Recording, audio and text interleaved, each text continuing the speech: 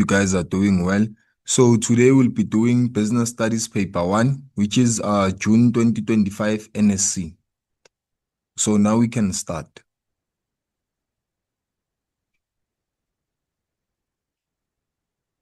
Section A, it's compulsory.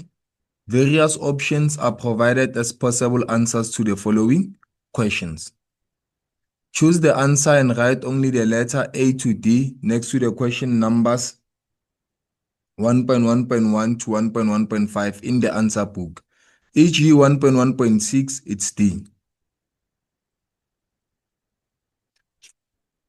So this act encourages businesses to invest in the education and training of the South African workforce. So since it has to do with education and training, our option is going to be B, which is Skills Development Act. Jericho Carpets opened a new branch in another province to distribute their carpets. This type of intensive strategy is known as. So here we're going to take D because it's our market development. We are selling an existing product to the new environment or new location. So it's our market development. We are developing the market. Amandla Distributors has no control over challenges posed by the environment. Obviously, businesses do not have control over challenges posed by the macro environment. So 1.1.4, the purpose of an interview is to book and prepare the venue. No. Invite possible candidates to apply for the vacancy. If you are being called for an interview, it means you have already applied for the vacancy. So determine a candidate's suitability for the job. So our answer will be C. Then 1.1.5, Aziza Manufacturing Ltd uses to reduce the cost of redundancy in the long run. So here our answer will be B, which is quality management systems. So now let's transfer our answers. So here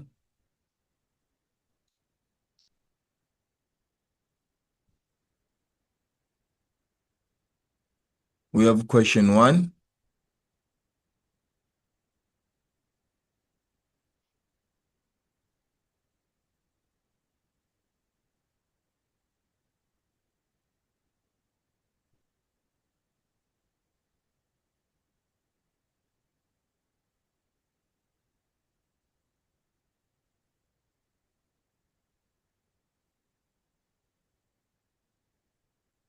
So we said our answer for 1.1.1, it's B.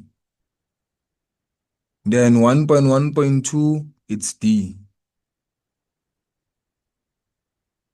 Then 1.1.3, it's A. Our 1.1.4, it's C. A, C. Then 1.1.5, it's B.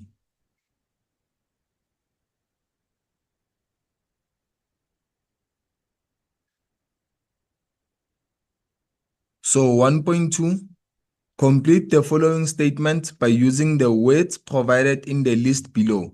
Write only the words next to the question numbers 1.2.1 to 1.2.5 in the answer book. 1.2.1, an employee is entitled to 10 consecutive days off. So now we'll take parental. So here our answer will be parental.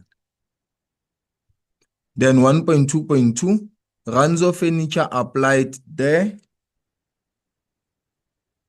vertical integration strategy when they took over Green Timber, their wood supplier. So now here our answer will be backward. So backward is when they take control over the supply.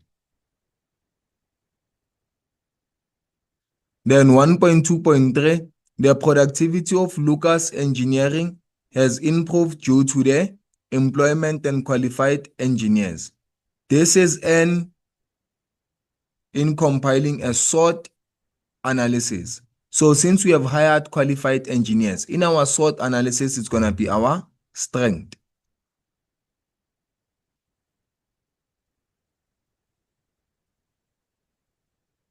Then 1.2.4, the Act has implications for the human resources function as it ensures that affirmative action measures are correctly implemented.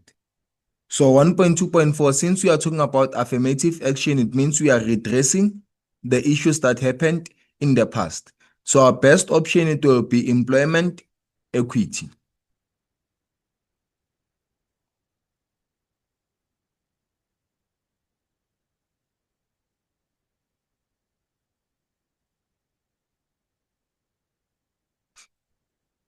Grey water systems implements to ensure that the required standards are met at every stage of the production process. So here the answer that you are going to take is going to be our quality assurance.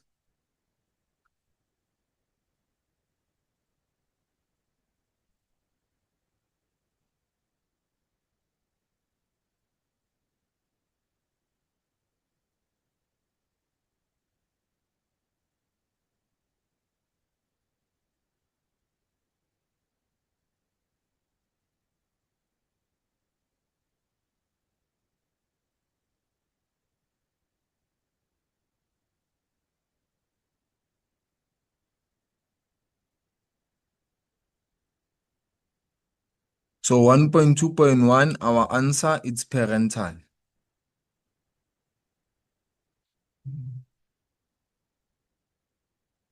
Then 1.2.2, we have backward.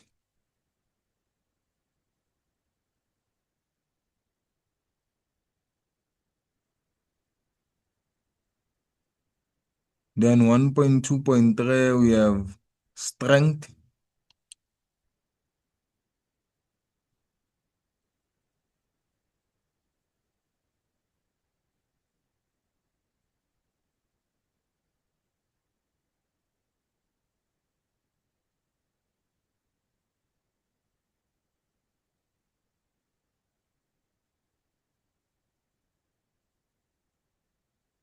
And 1.2.5, we have quality assurance.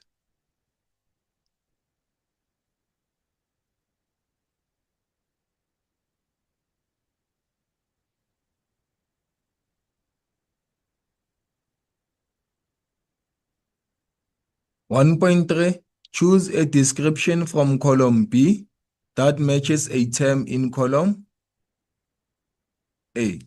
Write only the letter A to J next to the question numbers 1.3.1 to 1.3.5 in the answer book. E.g. 1.3.6, it's K. So 1.3.1, we have our National Credit Act. So the best option for a National Credit Act here, it will be C. So here we'll say C, because it protects both lenders and borrowers from negligent lending practices. Then 1.3.2, we have the pestle analysis. So the best option for pestle analysis is going to be our option number G, because it's a tool used to evaluate the challenges posed by the macro environment. Then 1.3.3, we have placement procedure. So our option for placement procedure, it will be E. Linking the expectations of a position and the competencies of a new employee. Then 1.3.4, we have the UIF, which is the Unemployment Insurance Fund. So Unemployment Insurance Fund will take B. We'll say it's a compulsory benefit that provides financial assistance to workers who lose their jobs due to illnesses. Okay. Then 1.3.5, we have total client or customer satisfaction. So our best option for total client and customer satisfaction, It's going to be I. Because large businesses conduct market research to evaluate the needs of buyers. So we'll take I. So now let's transfer our answers.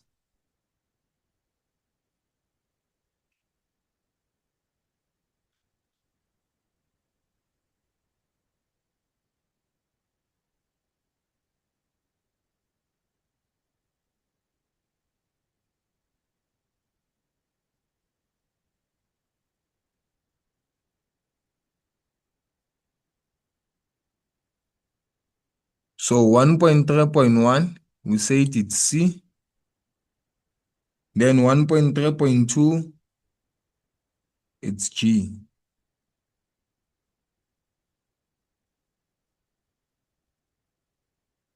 Then 1.3.3, it's E. 1.3.4, we have our B.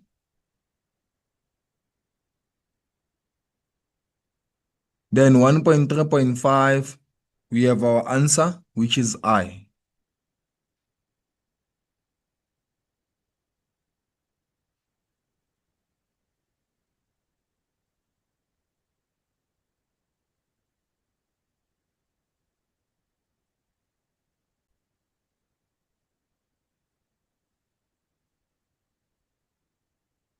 So now let's move to section B. Section B, it says answer any 2 questions in this section, but we're going to answer all of them for today. Clearly indicate the question number of each question that you choose. The answer to each question must start on a new page. E.g., question 2 on a new page, question 3 on a new page. So question 2, we have business environment.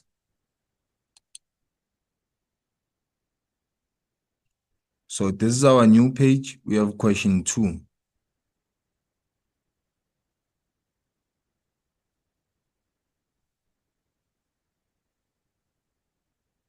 Then you have 2.1.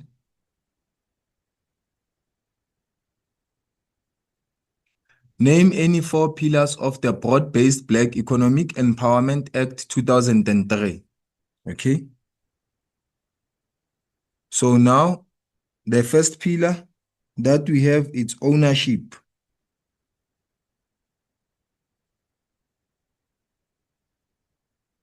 So we have ownership.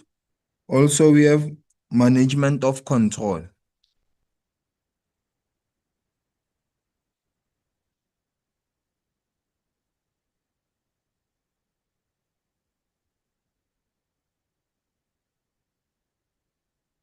After management of control, we have our social economic development.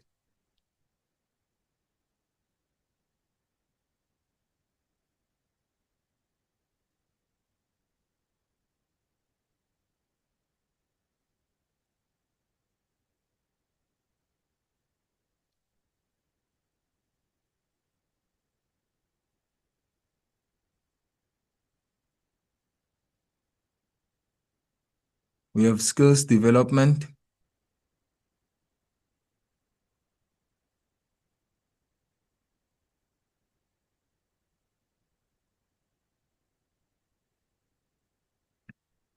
After skills development, we have enterprise and supplier development.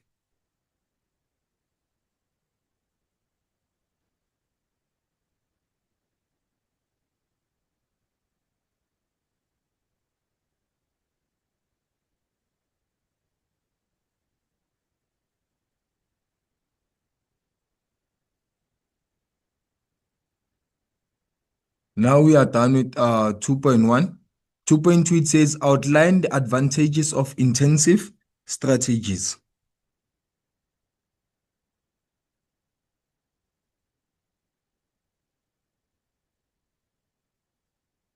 So we go to our answer sheet. We have 2.2.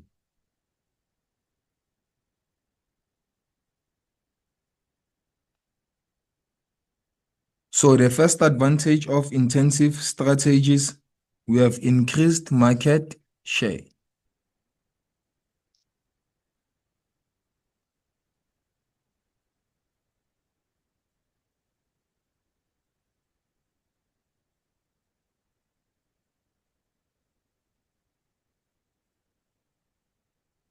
So what you can say about increased market share, we can say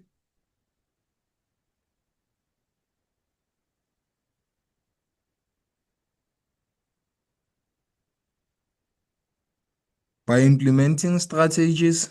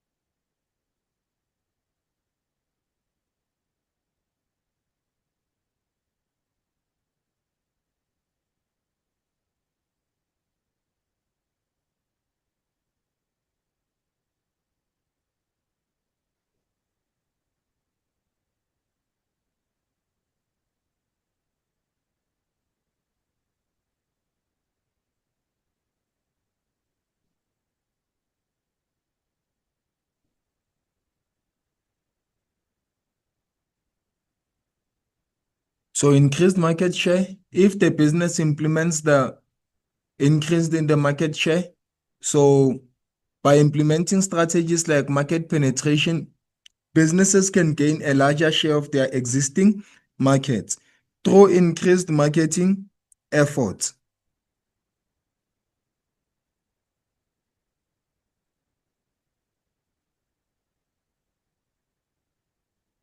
Then our second one that you can put, you can say improved profitability.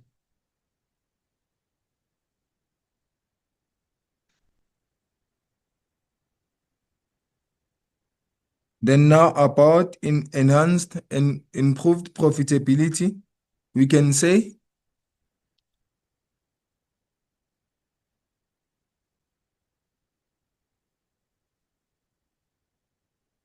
premium pricing on improved products.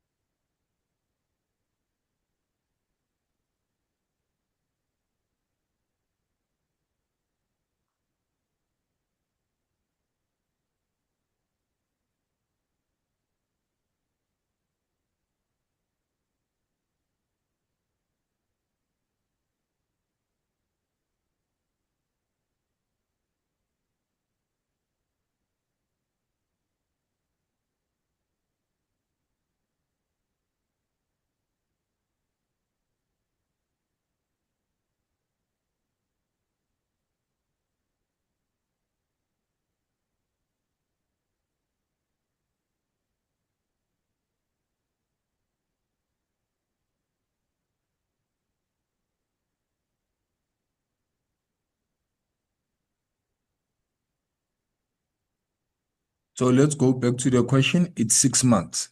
So now we have 2 points for 4 marks. Premium pricing on improved products combined with increased sales can significantly boost profitability. So now also another thing that you can put, it's enhanced brand recognition.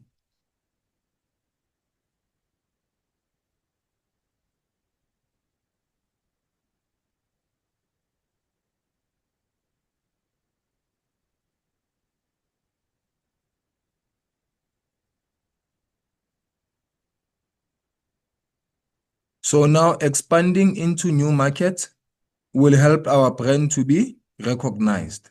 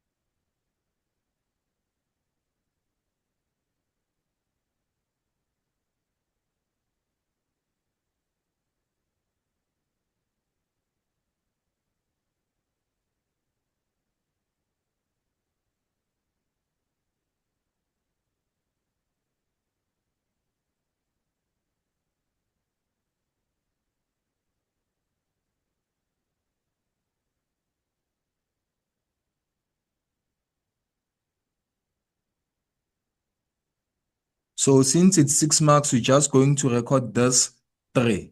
But we have so many points that you can use. You can use competitive advantage. You can also use access to untapped markets. We can use innovation and product development. So we have so many things that you can put. 2.3, read the scenario below and answer the questions that follow. We have Petra farming, PF. Petra farming supplies fresh milk.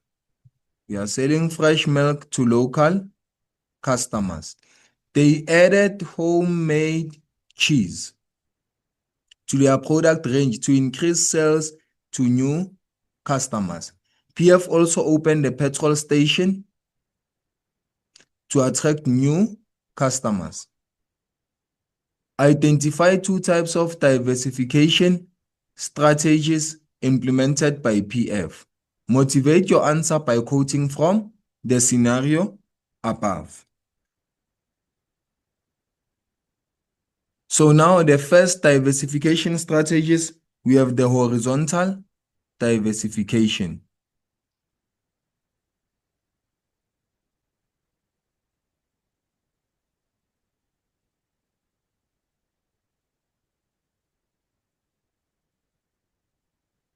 Then our motivation from the case study, we can say PF added homemade cheese to their product range to increase sales to new customers.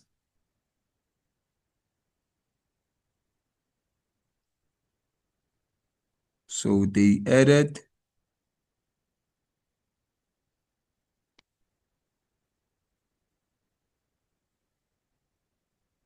homemade cheese. Then the second diversification strategy that you're going to have concentric diversification.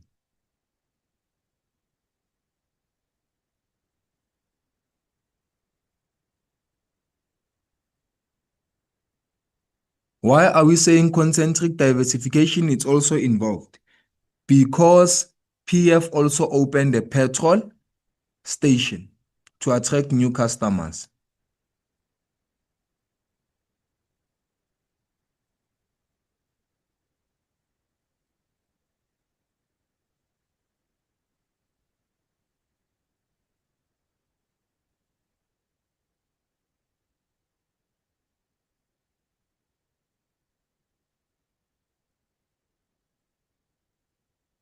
So here we have 2.3.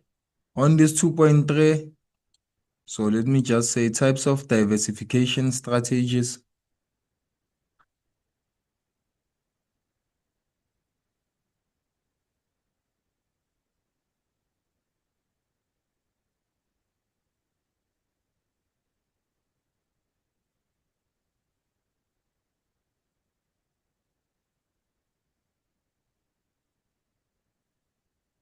Then here we have motivations.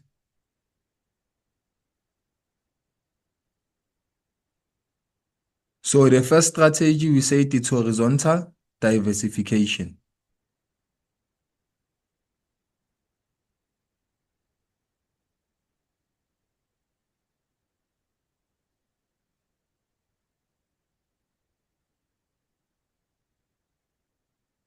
And we say it's our motivation is that they added homemade cheese.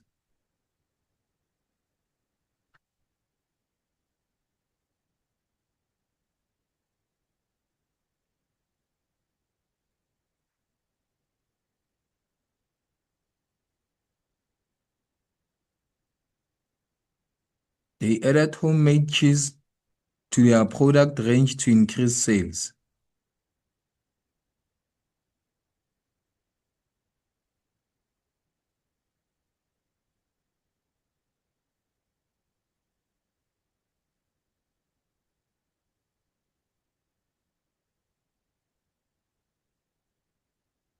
To increase sales.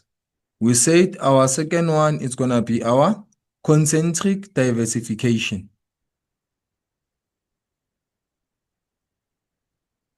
So here we have concentric diversification. Then our motivation from the case study, we said PF will also open the petrol station to attract new customers.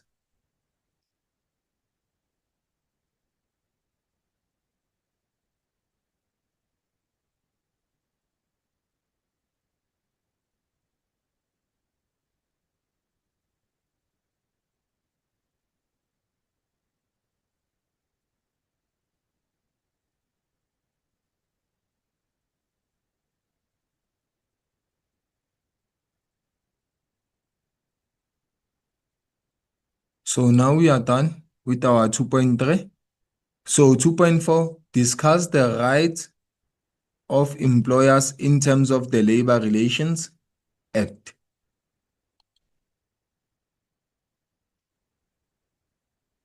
So here we have 2.4, which is the right of employers. So our first one, we're going to use freedom of association.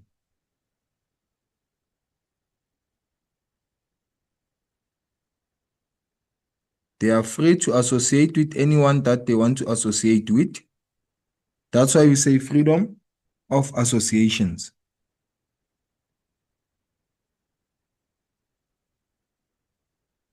No, sorry, Ash. It's not supposed to be freedom of association because this is for the employee.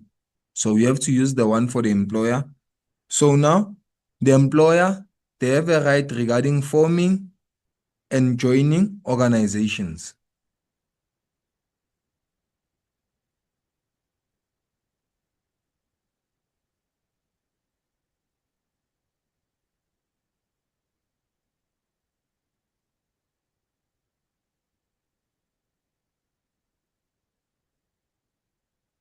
So now employers have the right to join employers' organizations.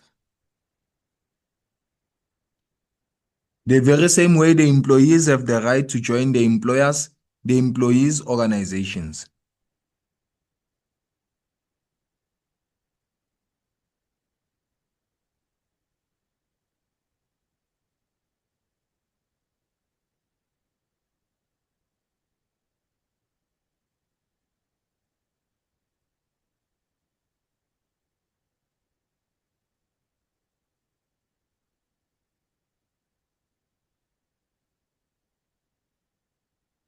Employers' organizations and participate in their activities.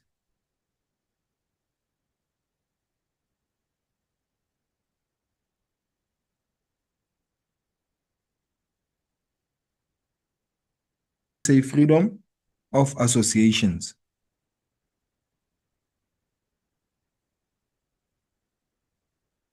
No, sorry, Ash. It's not supposed to be freedom of association because this is for the employee. So we have to use the one for the employer. So now, the employer, they have a right regarding forming and joining organizations.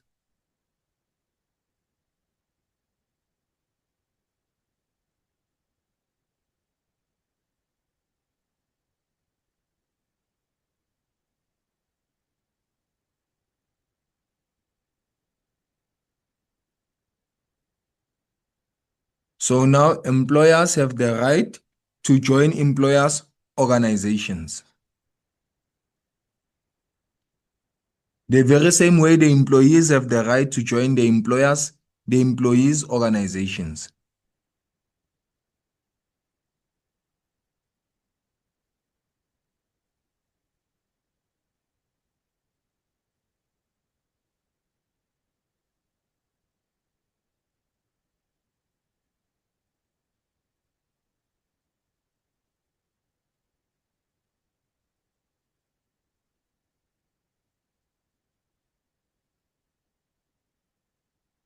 Employers' organizations and participate in their activities.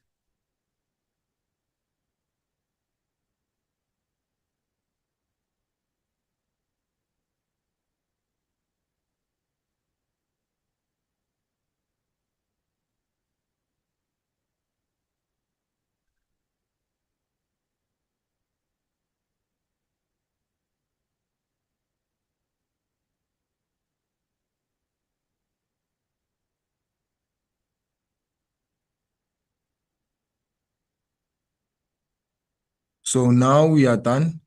Another thing that you can put also, we can put work collective bargaining.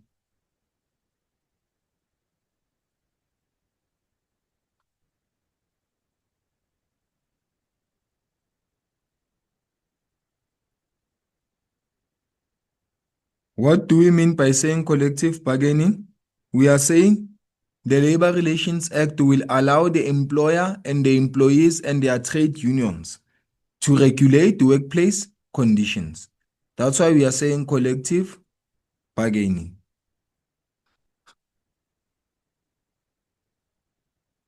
So the Labor Relations Act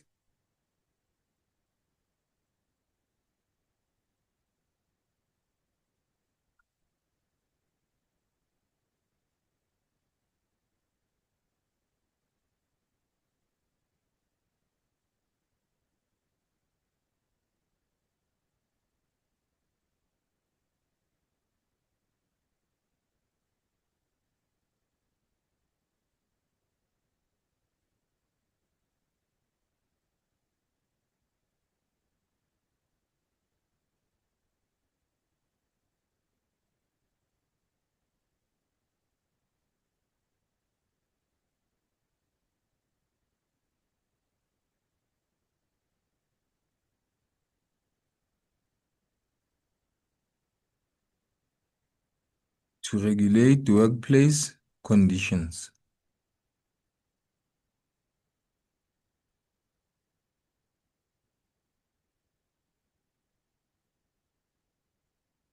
Another right that the employer has, it should be workplace management. They should be able to manage the workplace. So you are not supposed to bully them because they have hired you.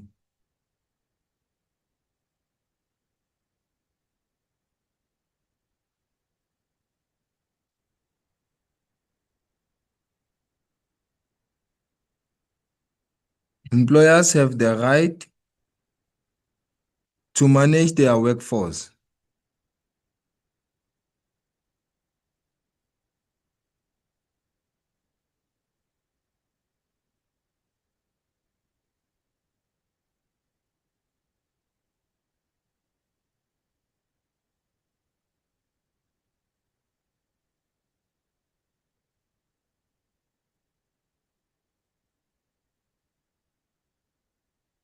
Workforce including setting working hours.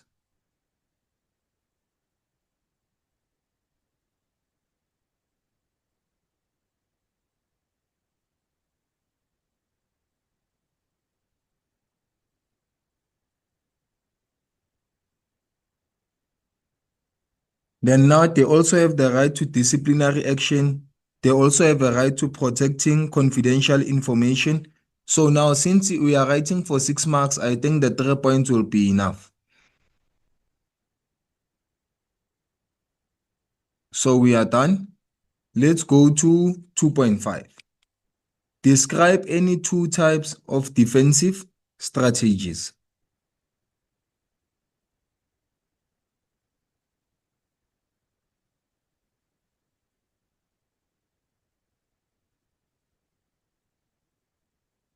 So now our first defensive strategy that you have, it's what? 2.5.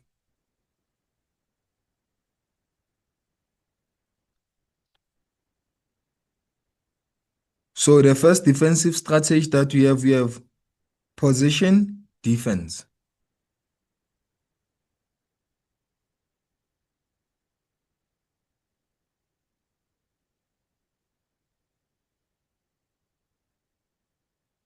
So in this position defense, we can explain it by saying maintaining a strong brand and customer loyalty.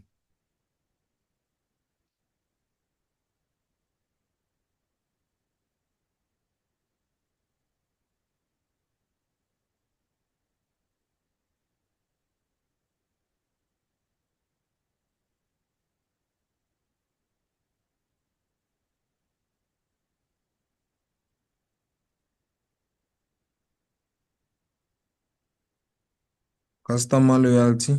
to defend against competitors.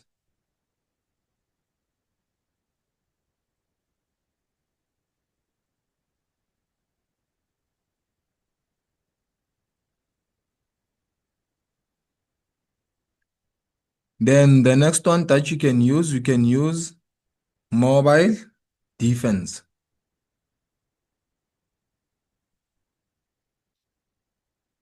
So mobile defense, it's when the business continuously adapt and innovate to stay ahead of competitors. They become adaptive and innovative.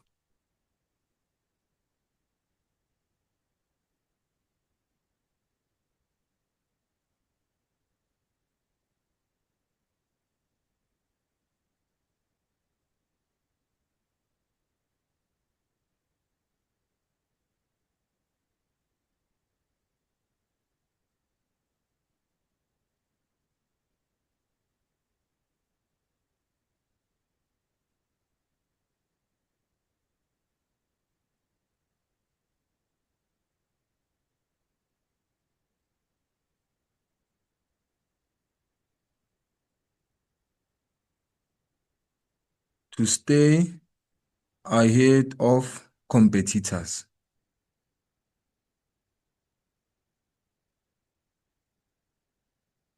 Then we can add our last one, which is flanking defense.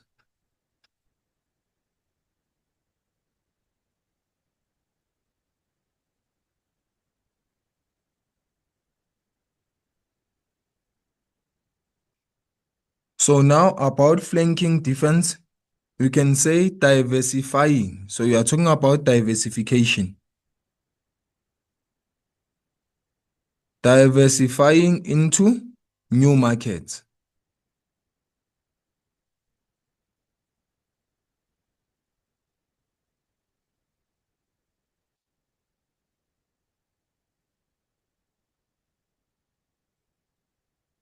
To create barriers to competition.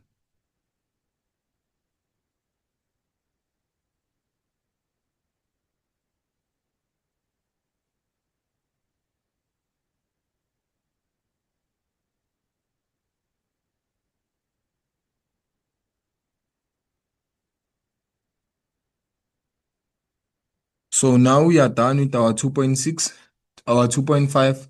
Let's move to 2.6. 2.6, it says, read the scenario below and answer the questions that follow. We have Bohle Architecture, abbreviated as BA. Bohle Architecture pays monthly contributions to your common fund to protect the workers in the event of workplace accidents. BA is also able to access other advantages when making these contributions. Name the act applicable to BA in the scenario, since it prevents the employees from injuries on duty. So it's going to be our COIDA. So it's compensation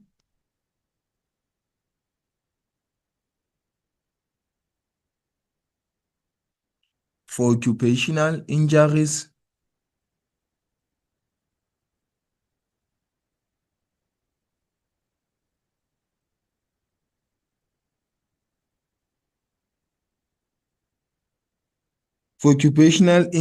and Diseases Act.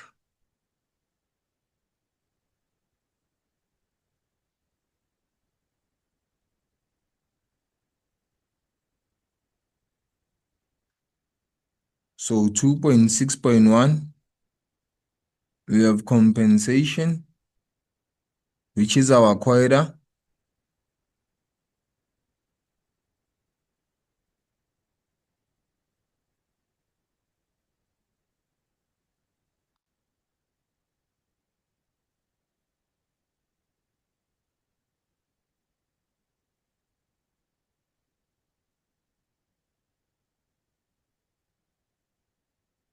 Injuries and Diseases Act.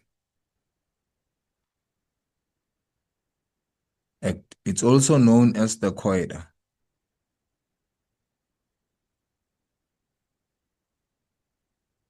Then 2.6.2, explain other advantages of the Act identified in question 2.6.1 for the business. So now, what are the advantages of COIDA for the business? So the first one, we can say 2.6.2. The first one, we can say employee protection.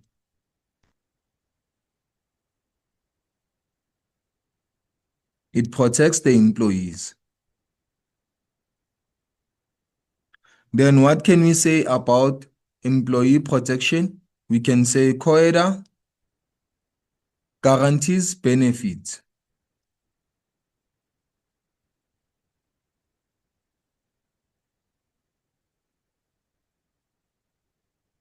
Guarantees benefits to employees who are injured.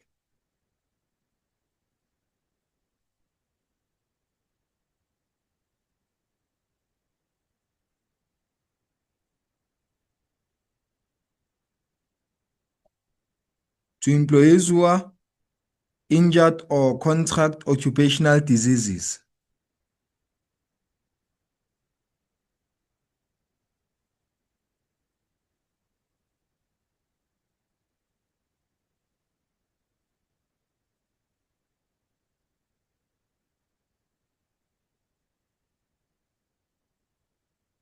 So the first thing is going to protect the employees when they get injured from the workplace or when they have health problems from the workplace. So our another advantage, you can also say employer protection.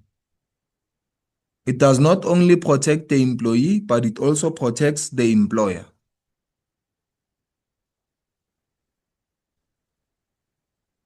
So how does it protects the employer? It protects the employers from civil claims for damages from employees.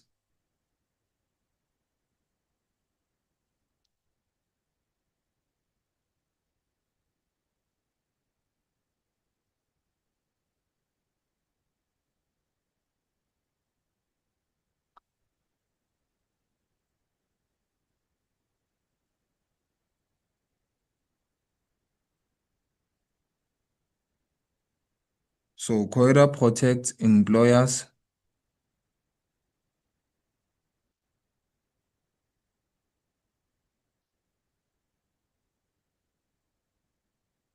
from civil claims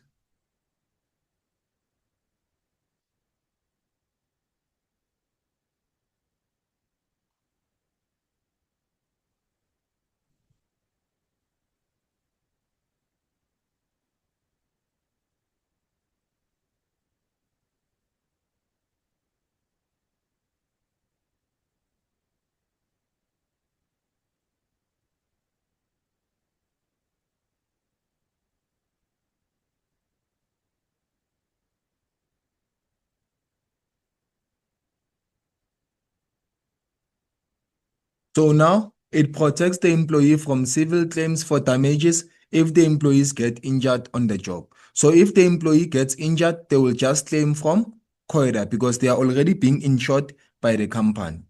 Another advantage that you can put, it can be social security.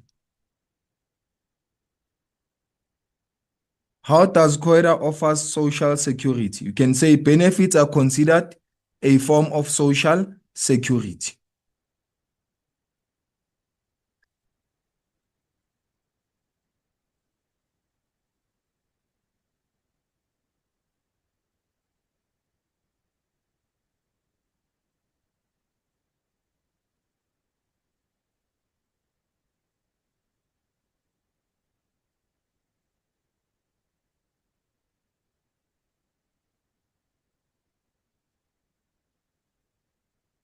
So they are considered a form of social security, ensuring a safety net for employees.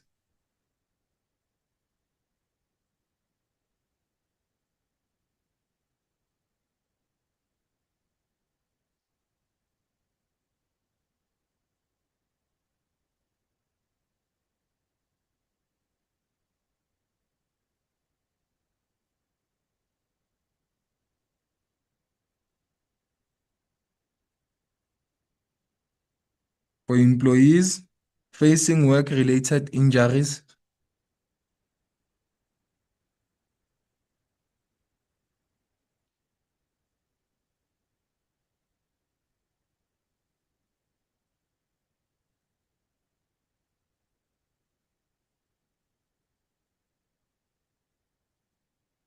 or illnesses.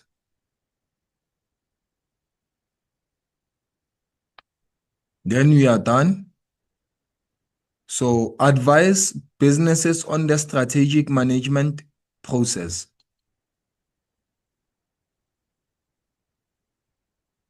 So 2.7, we have to advise the business on the strategic management process.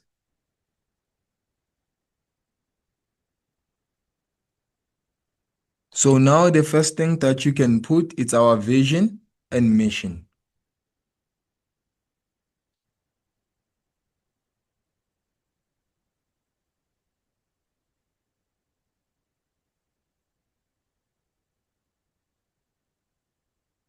So now what we can say about vision and mission?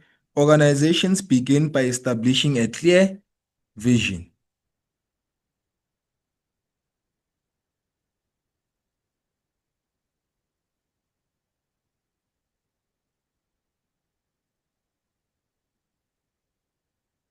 So if you want to open a business, you should begin by establishing a clear vision.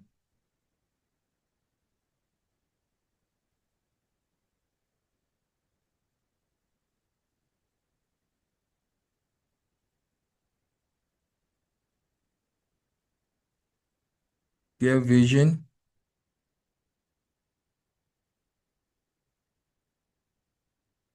for the future and a mission that outlines the purpose and the value.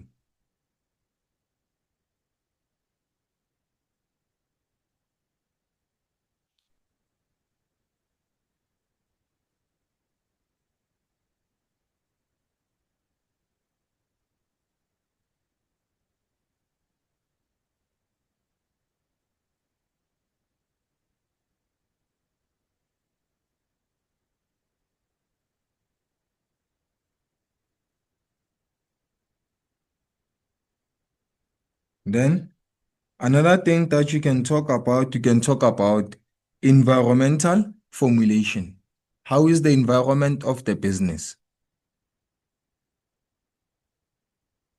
So we have environmental formulation.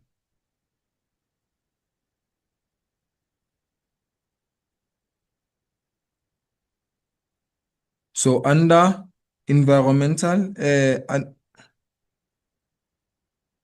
after environmental analysis,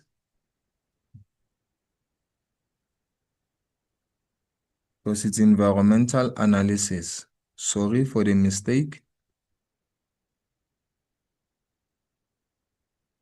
Before you start a business, you should make a thorough research on the external and internal environment.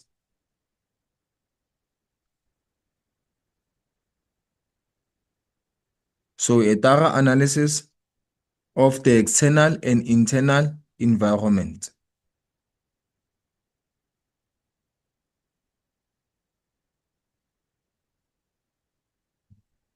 Because you cannot just start a business. What if the area where you want to start a business is a high crime area?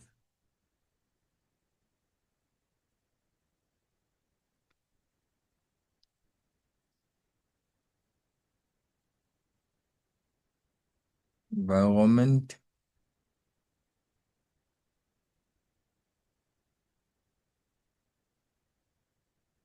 Then another thing that you can put here, it's going to be a strategy formulation. Any business should have a strategy in order for it not to collapse.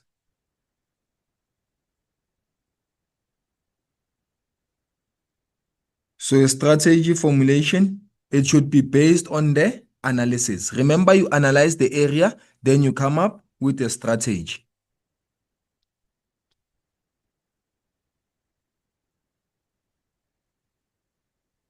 So based on the analysis, the organization should develop a strategy.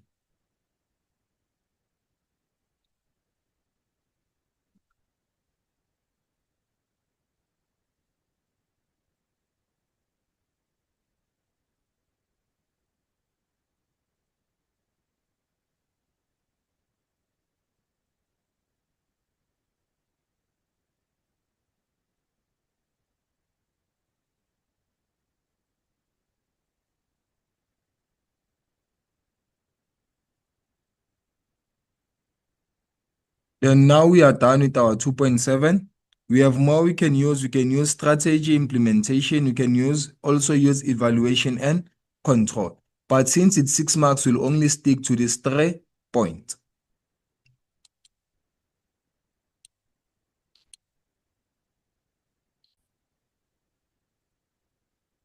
Let's move to question 3. Question 3, we have our business operations. It says, name the 2 components of a job analysis. So first thing for the job analysis, we'll take the jobs task.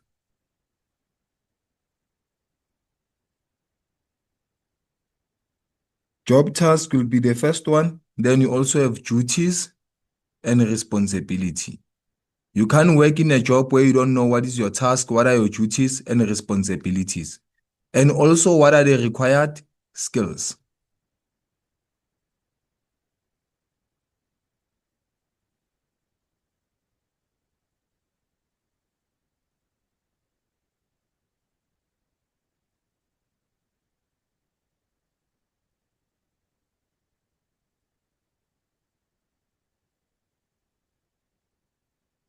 So question 3, you have 3.1.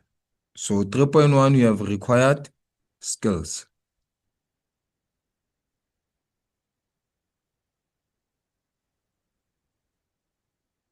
Then number 2, we also have duties and responsibilities.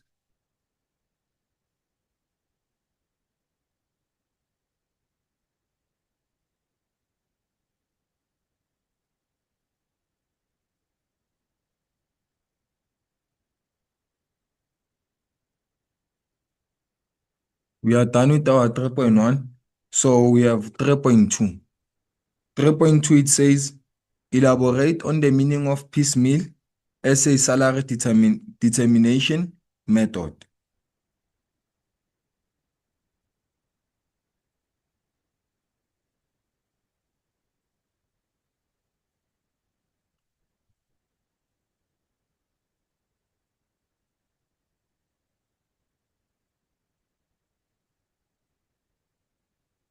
So 3.2, we can say, piecemeal is a system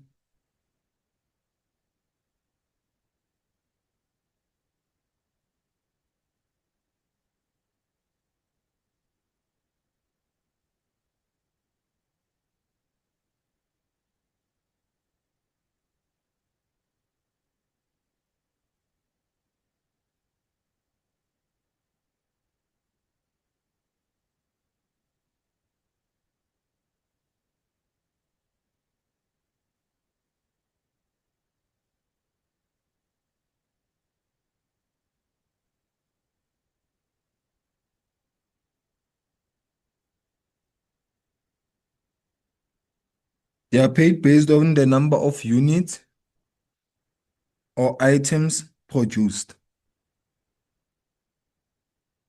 If you produce 1 item, you get paid for 1 item.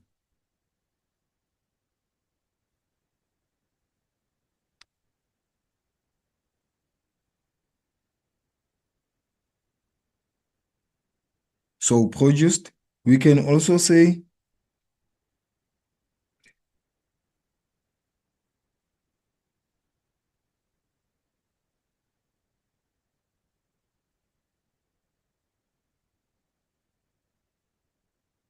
so now we can also say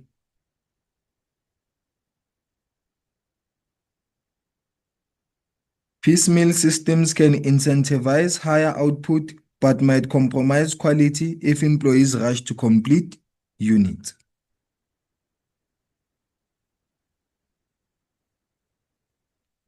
So employees will work fast, wanting to reach the target and produce inferior quality.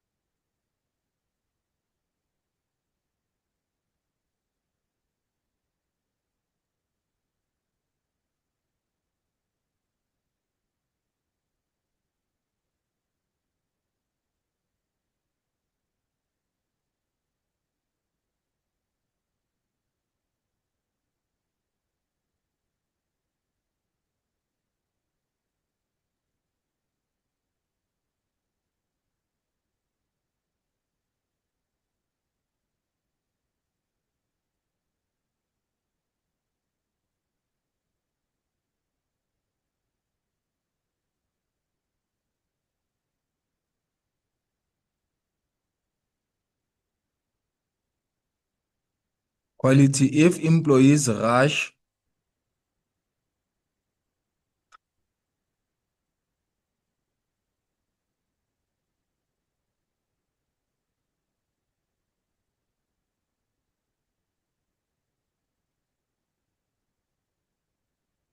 we know that if people get paid based on the number of items that they have produced, they will want to produce more because they want to earn more. But what about the quality of the goods? So that's the disadvantage about piecemeal. So now let's move to 3.2.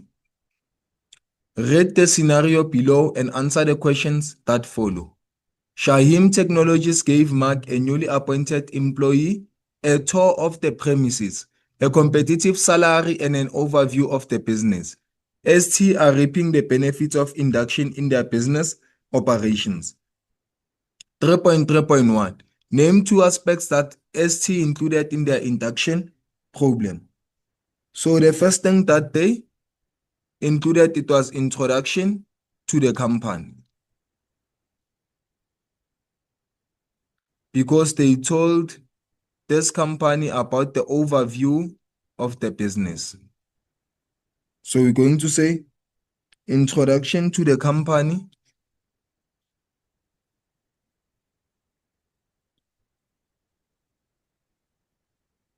Then the second thing that you can say is the workplace environment and facilities, because they gave the employee a tour.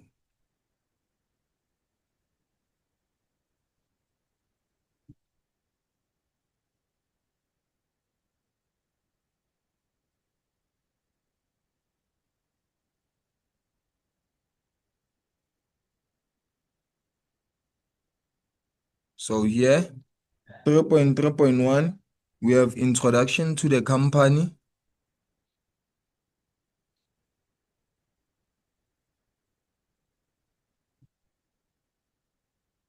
Because they gave the employee the overview of the company. Then now our second thing that you can also include is workplace environment.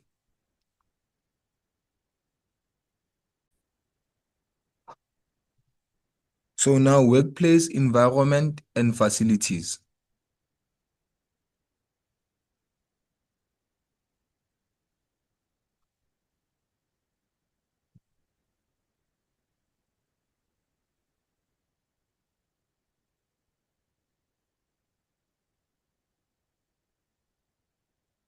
So now we are done with our 3.3.1. We move to 3.3.2. Explain the benefits of induction for the business.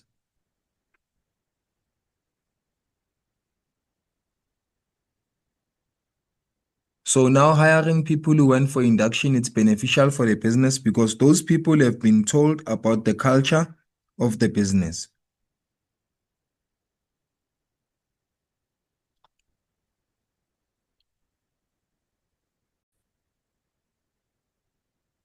So the first benefit that you can put here, it will be our reduced employee turnover. So we have 3.3.2.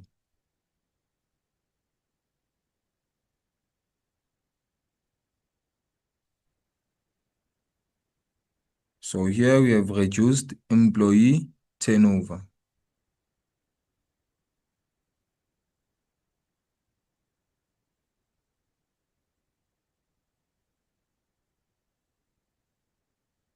So we can say induction programs help new hires feel welcome and supported in the business.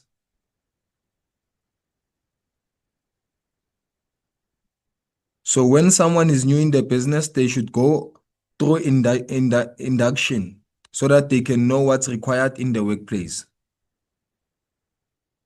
So it helps new employees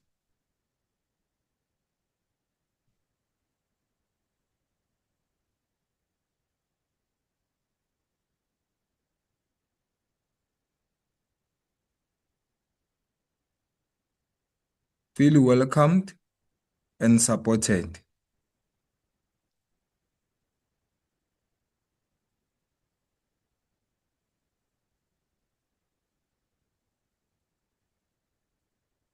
Leading to increased job satisfaction.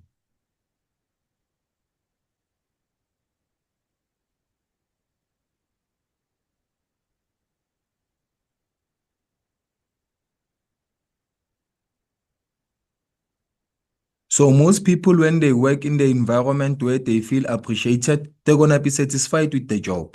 That's why we say they will feel welcomed and supported, leading to increased job satisfaction.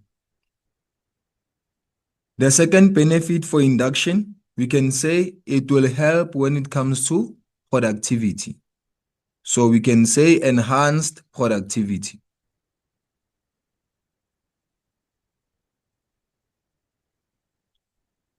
Then about enhanced productivity, we can say when new employees understand their roles, responsibilities, and their company's culture, they can start contributing more into the business.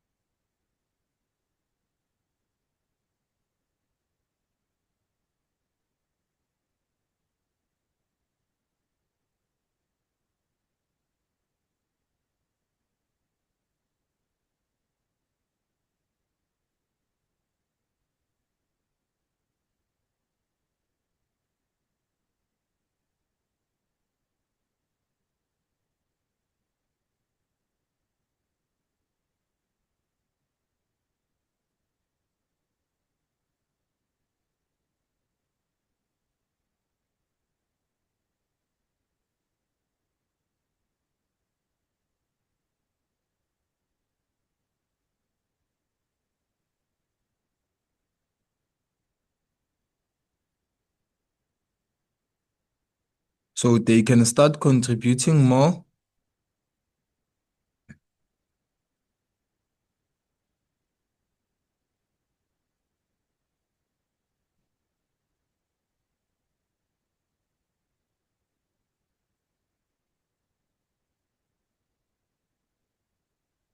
more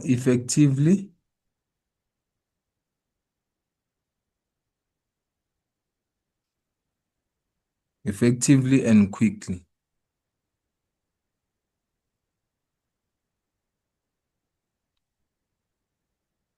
So another thing that you can also put here, we can put improved workplace culture.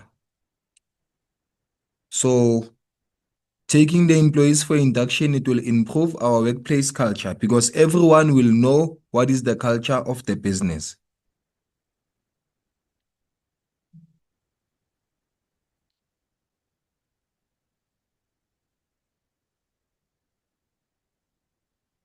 So here, a well-structured induction program can establish a positive and inclusive work environment.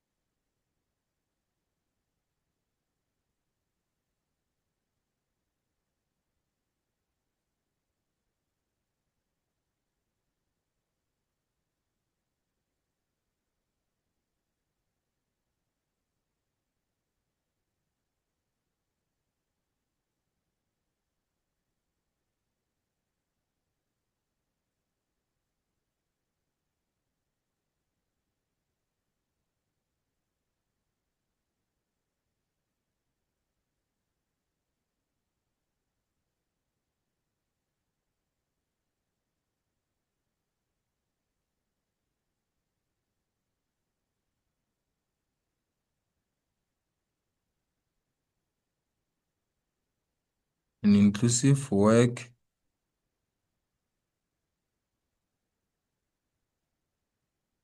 environment. So now we'll stick to this three. We have so many things that you can use. You can use employee engagement, reduce training costs, as long as it's an advantage of induction. So we are done with our 3.3.2. We can move to 3.4. Discuss the selection procedure as a human resource activity.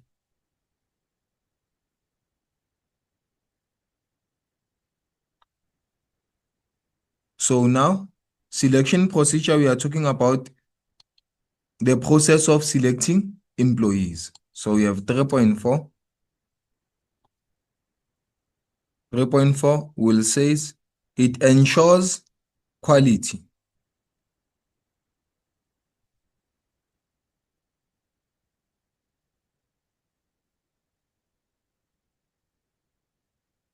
So now the selection process helps organizations hire individuals who are well suited for the job.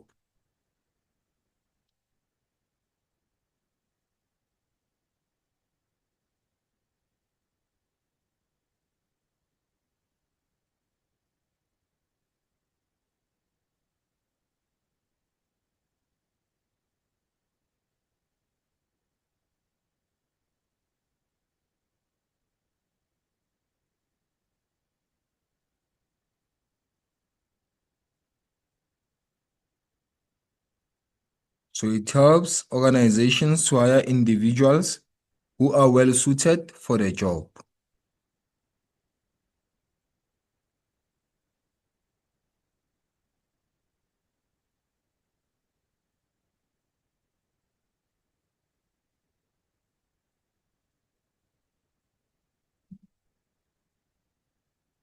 Then now, what can we say also about the importance of selection? We can also say it reduces turnover.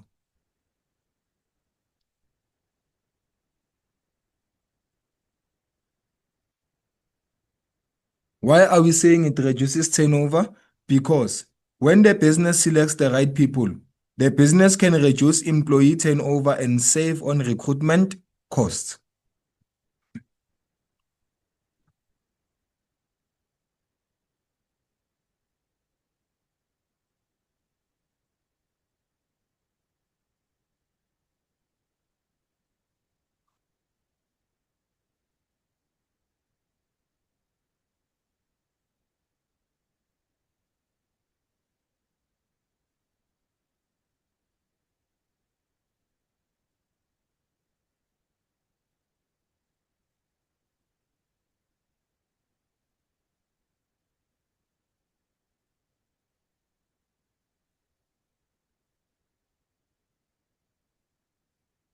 They can reduce employee turnover and save on recruitment costs.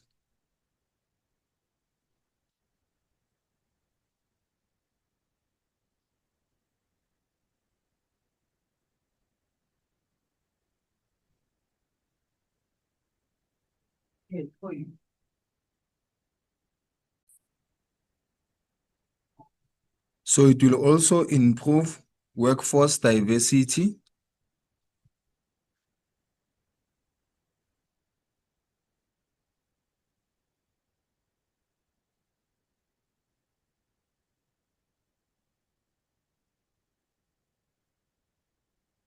Why are we saying it improves workforce diversity?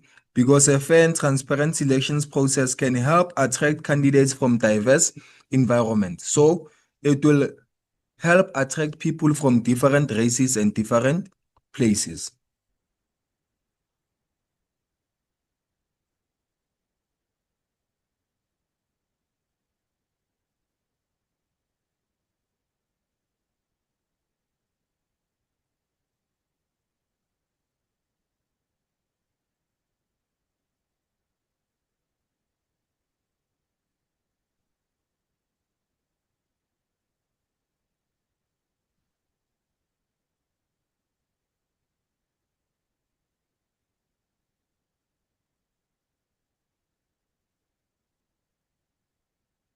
attract candidates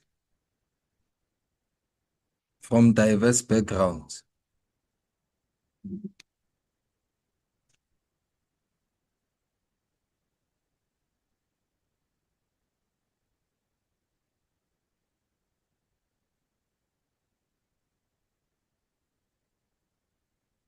So now we'll stick to this 3. So let's move to 3.5. 3.5, it says outline the benefits of a good quality management system.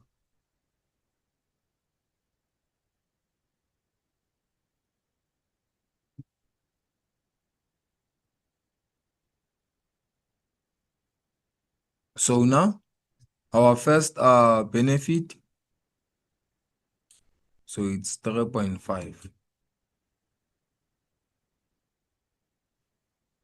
So our first benefit will be improved product quality and consistency. It will help improve product quality and consistency.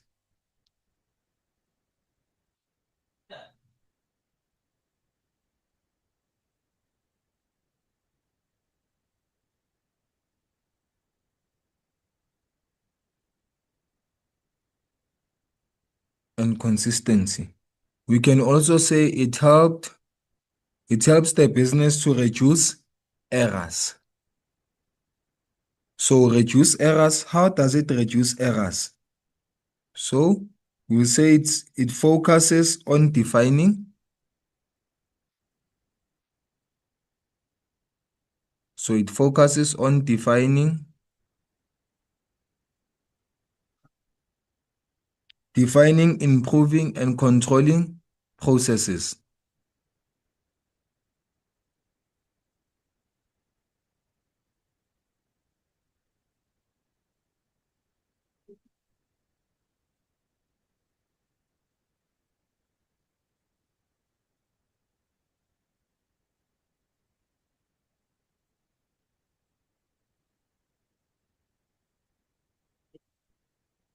And controlling processes leading to fewer mistakes. That's why we are saying it improves the quality because it leads to fewer mistakes.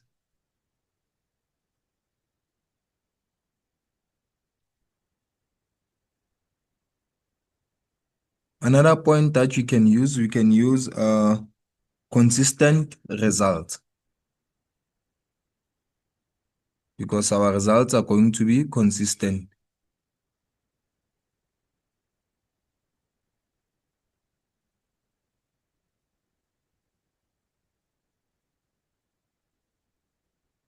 So standardized processes and documentation ensure consistent quality outcomes.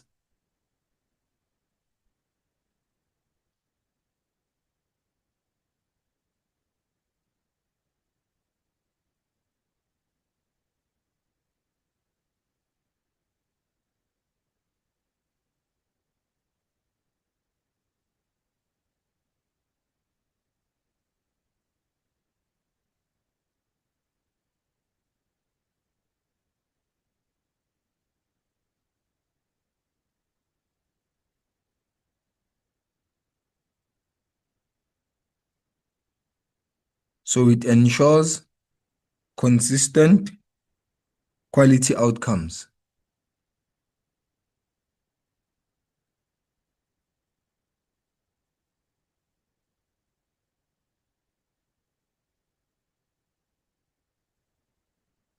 Then it also helped with streamlined processes.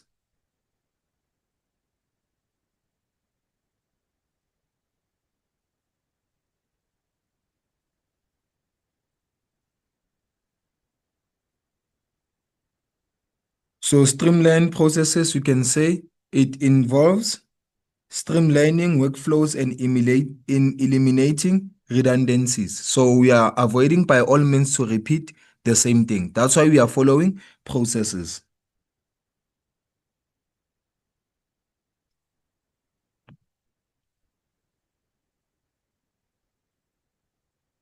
It involves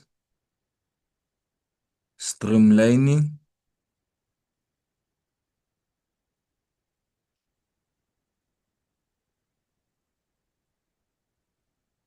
workflows,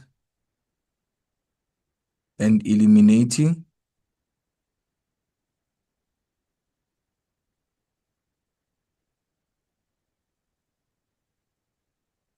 redundancies, which is repetition,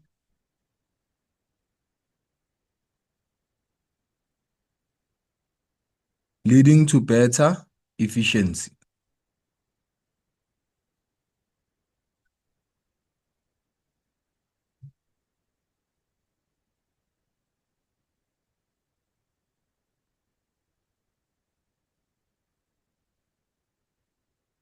Then now we are done with our 3.5. Let's move to 3.6. Read the scenario below and answer the questions that follow. Bloom Enterprise render transport services across the country. The Chief Executive Officer effectively communicates the shared vision and mission of the business with employees. BE also provides regular press releases to all stakeholders. Identify two business functions that contribute to the success of BE. Motivate your answer by quoting from the scenario above. So now, the first thing that you will quote is going to be operations. The operations functions. Then our second thing that you are going to quote is going to be our public relations.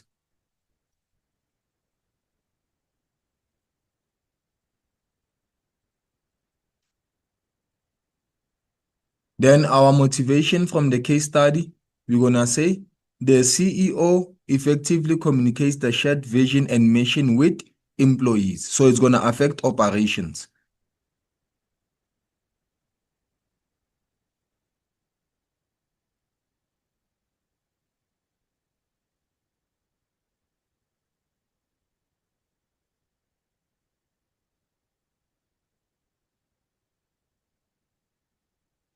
Then for public relations, we will say PE also provide regular press releases.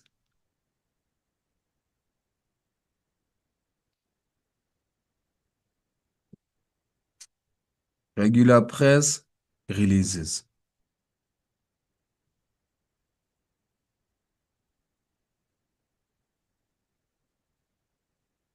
So here we have 3.6. On our 3.6, we have business functions and motivations. So here we have business functions. Then here we have our motivations from the case study.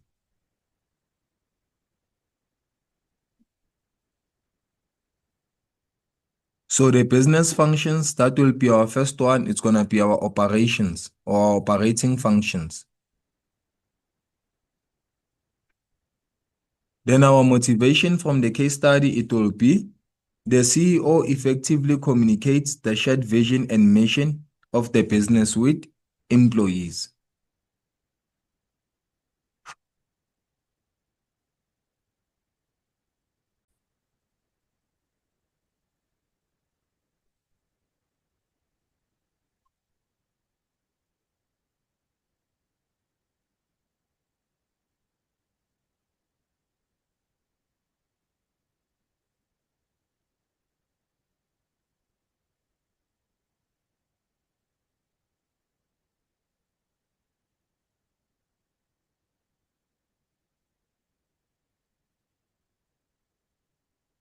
Communicates the shared vision and mission of the business.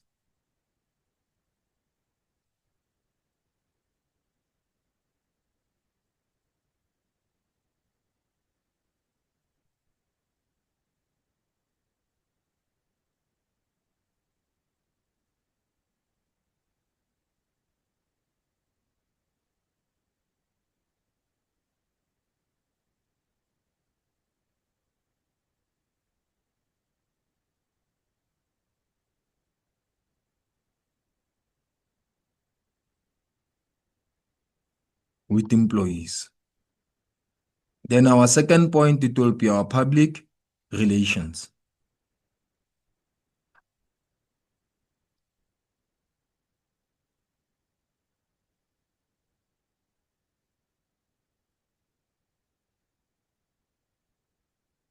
So our motivation for public relations, it will be PE also provide regular press releases to all stakeholders.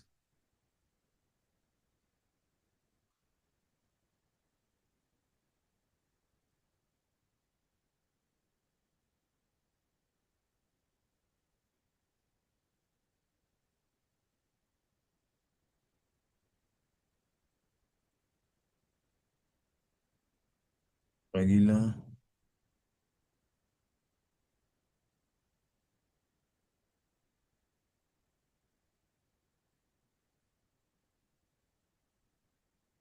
to all stakeholders.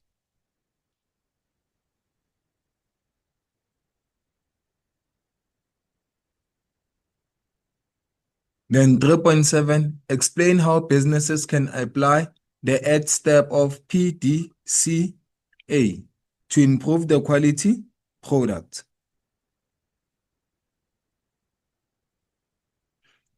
So now our P will represent our plan. Then our D, it's do. Then our C will be check. Then A, it's act. So let's go to 3.7.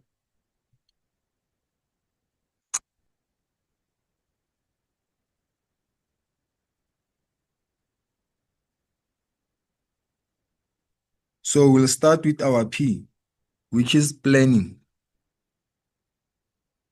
So we have plan. The business can define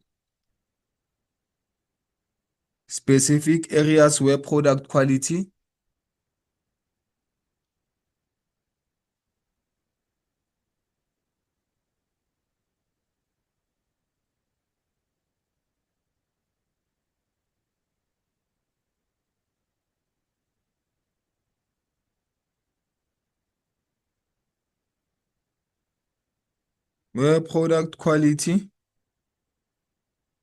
needs improvement.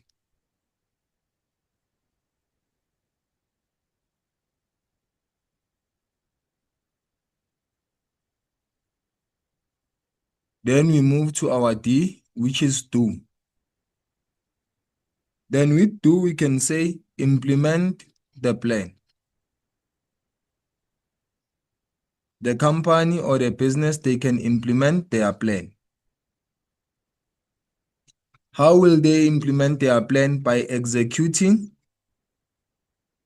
the planned actions.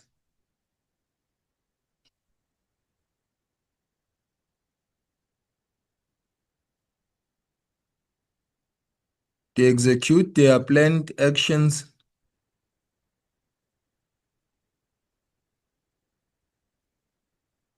on a small scale or pilot program.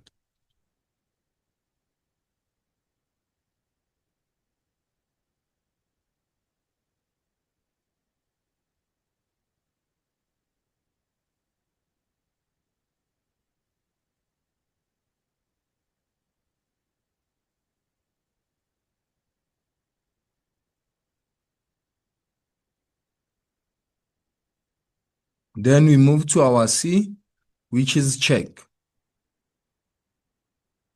So now check, the business can analyze the data, which is the information that they have or get. So they can analyze the collected data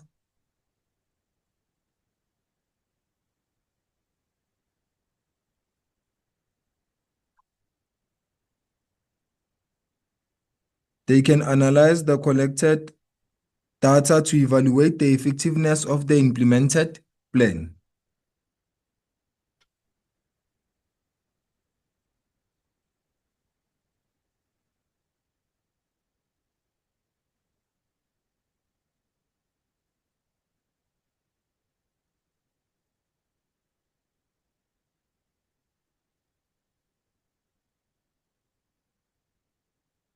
The effectiveness of the implemented plan.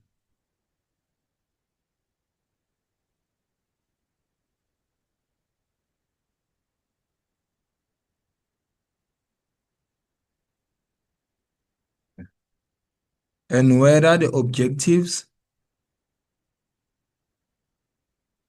The objectives are being met.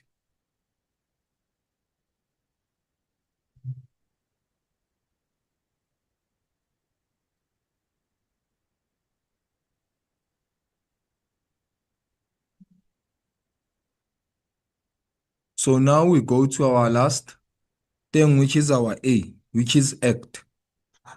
The business has to act now. So now we'll say standardize successful actions.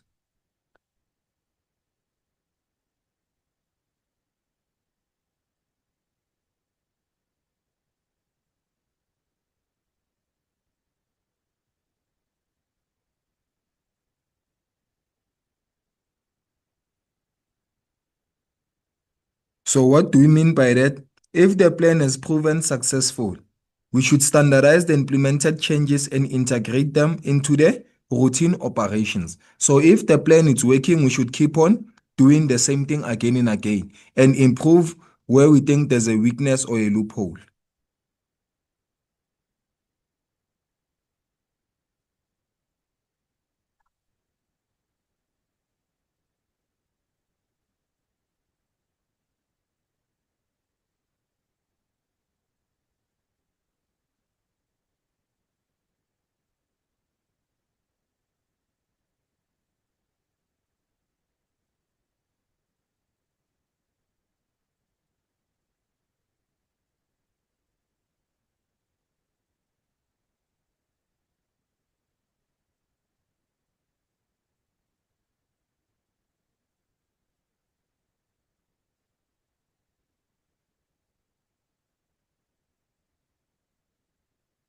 We should standardize the implemented changes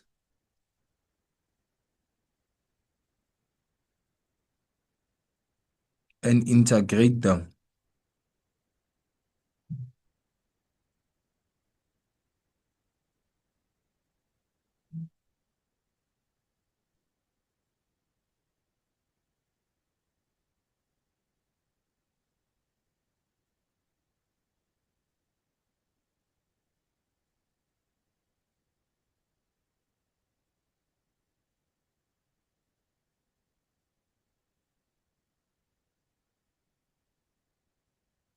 into the routine operations. So now we are done with 3.7. Let's go to 3.8. Evaluate the impact of adequate financing and capacity as a total quality management element on large businesses. So impact, we are talking about the positive and the negative, which is the advantages and the disadvantages.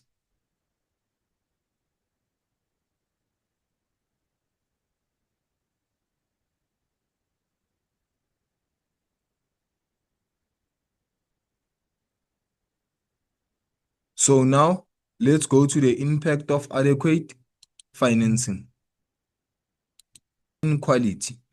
So each and every business should invest in quality if they want to be sustainable. Then what can we say about investment in quality? Sufficient funds allow for investing in quality tools, technologies, and processes.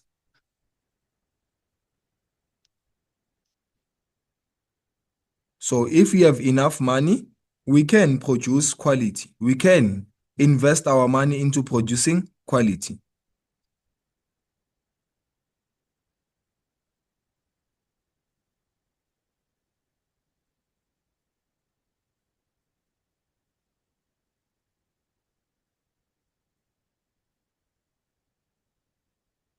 Investing in quality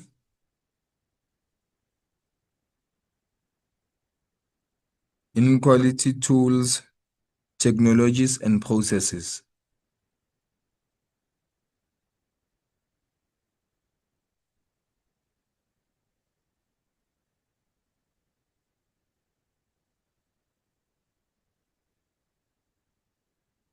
Then now we can also say continuous improvement. We are forever improving.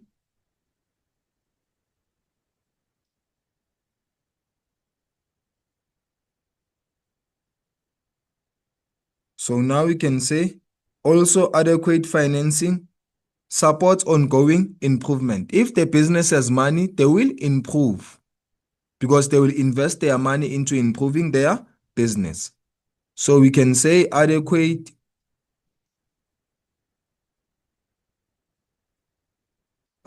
financing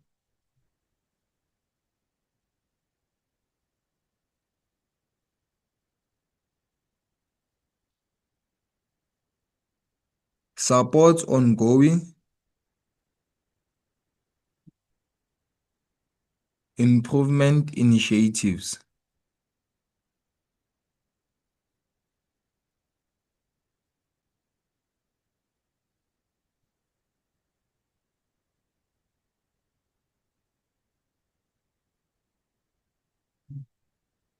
Such as process optimization,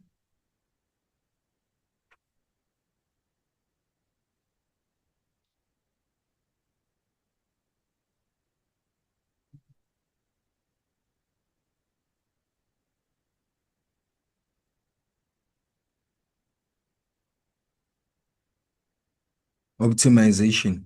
Then another thing that you can add our customer satisfaction.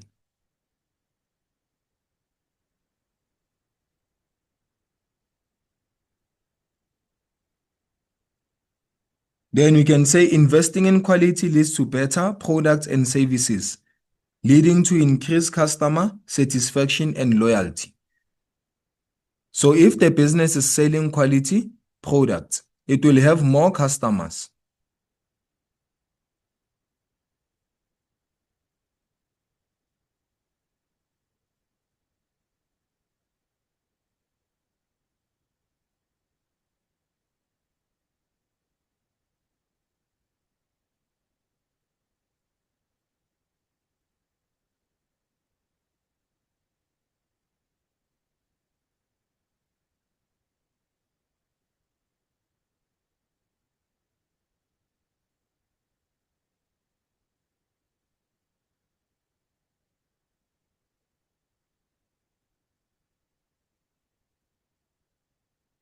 Resulting in increased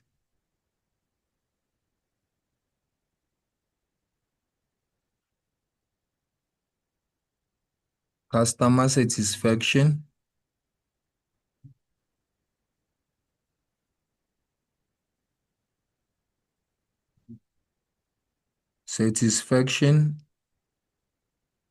and loyalty.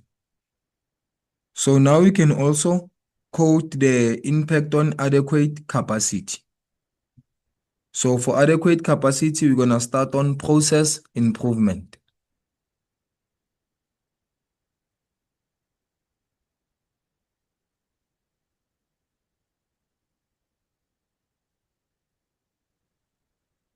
Then about process improvement, we can say having the necessary resources and workforce allows for effective process design improvement and implementation.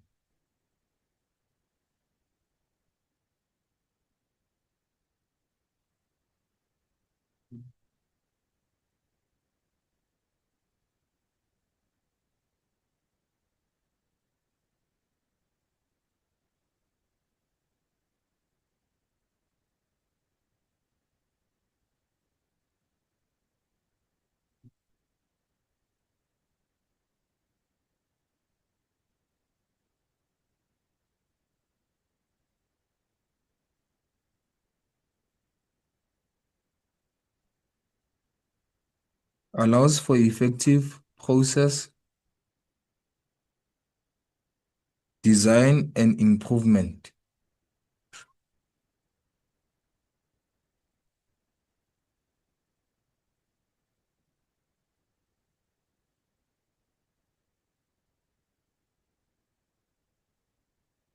Improvement and implementation.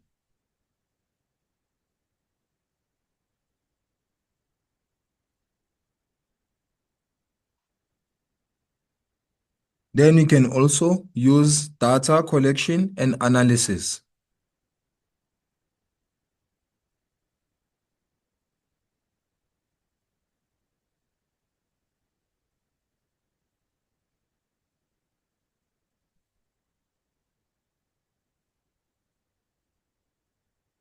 So now here we can say large businesses can leverage their capacity to collect and analyze data to identify areas for improvement and monitor performances. Usually when you go to huge businesses, they have a suggestion box. So that suggestion box, they use it to improve their businesses. So they follow whatever that their consumers are saying. That's why you can say large businesses can leverage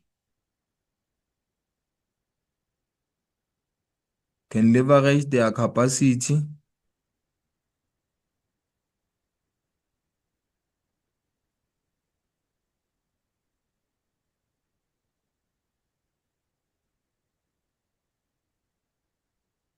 to collect and analyze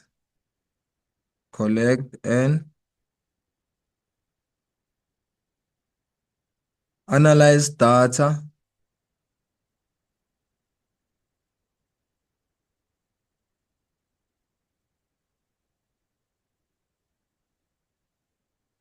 to identify areas for improvement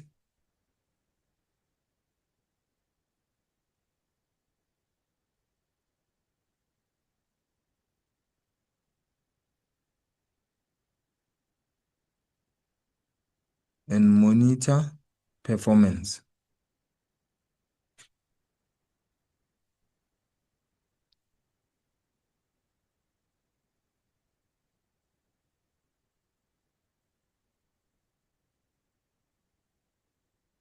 Then now we can use this one as our last one. We can say customer service.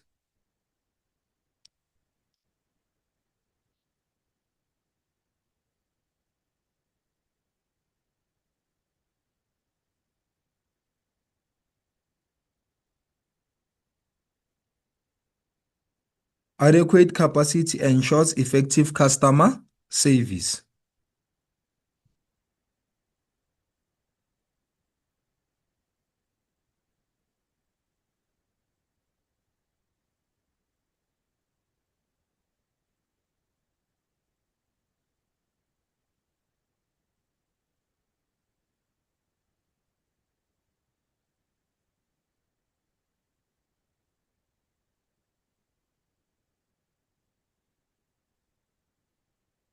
Then you also have prompt resolution.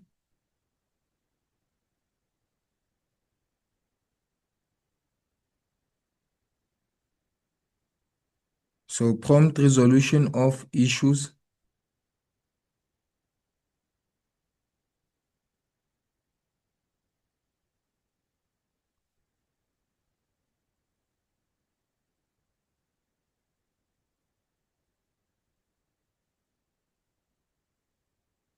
And timely delivery of products and services.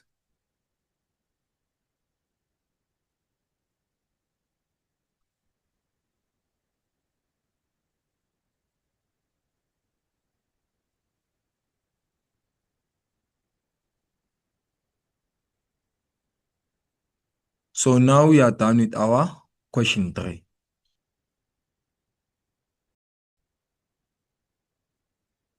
So now let's move to question 4.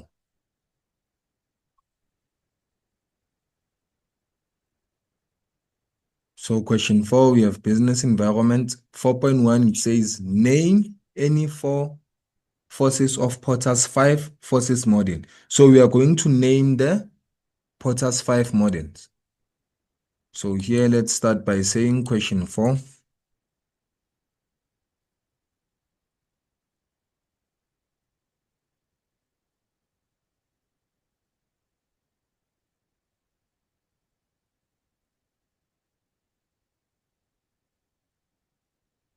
Then we have 4.1.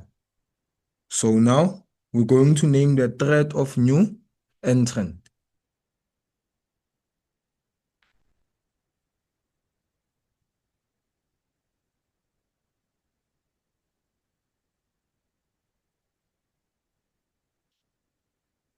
Then our second one is going to be the bargaining power of suppliers.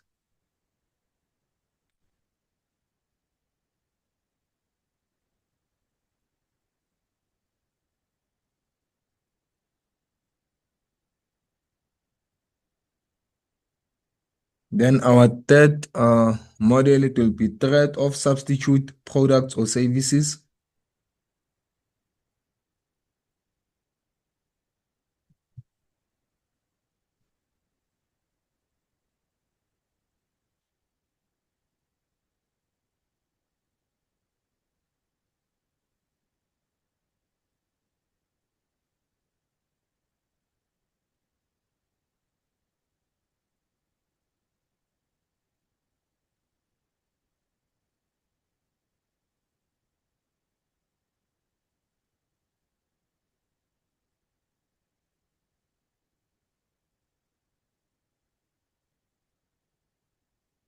We have another model, which is the bargaining power of buyers.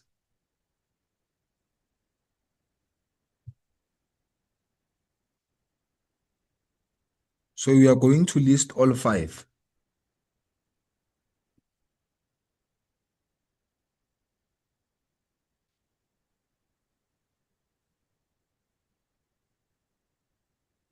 Then you also have competition, rivalry.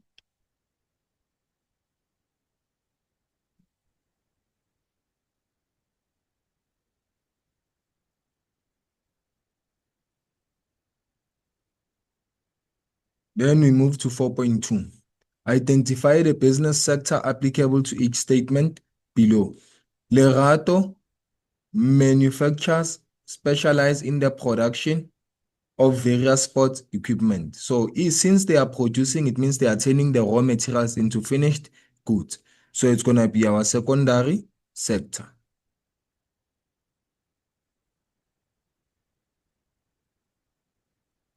Then 4.2.2, mountain traders sell sports equipment. They sell sports equipment to different sports outlets. So it's going to be our tertiary sector.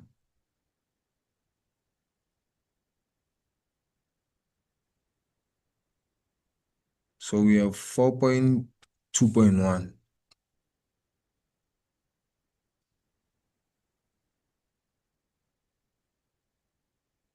So 4.2.1, we have secondary sector.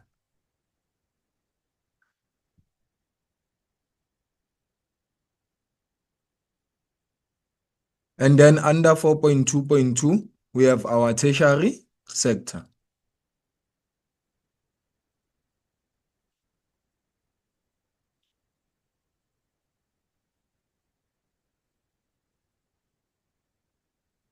Then we move to our next question, which is 4.3. Discuss the penalties for non-compliance with the Employment Equity Act.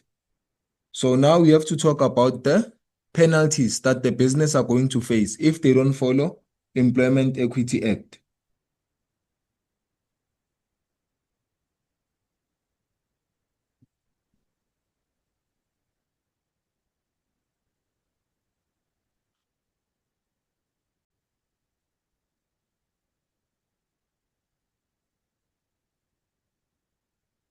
So the first penalties that they are going to impose to the business is going to be fines. So the first one, we have fines. Then under fines, you can say the Department of Employment and Labor can impose fines for non-compliance.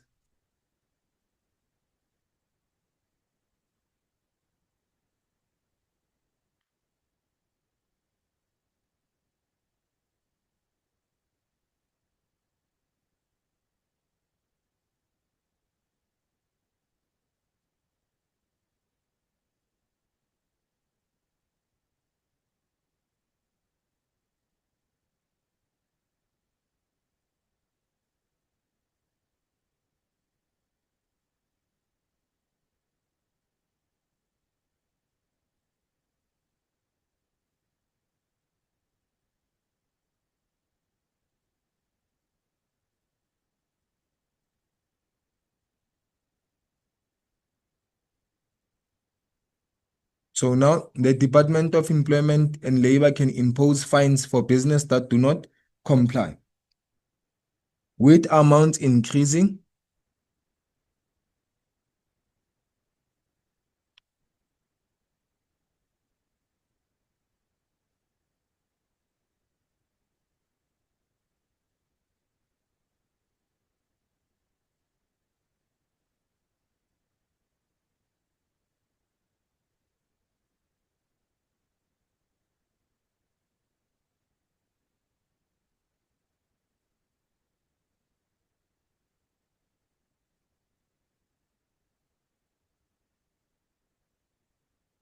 So the Department of Employment and Labor can impose fines for non-compliance with amount increasing based on the severity and history of violations.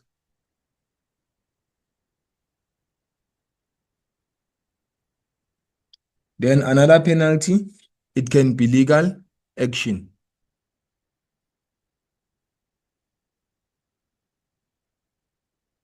So under legal action, we can also say the Department of Labor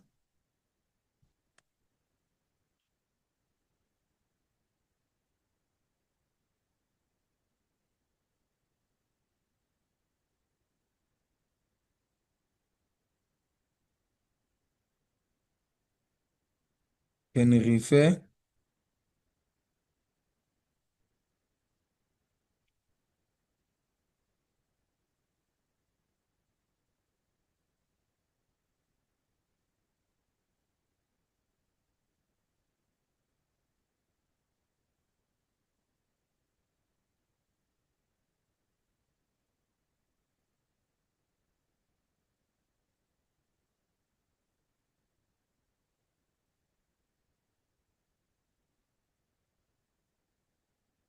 if the business does not comply, the Department of Labor can take the business to the court of law. Businesses to the labor court.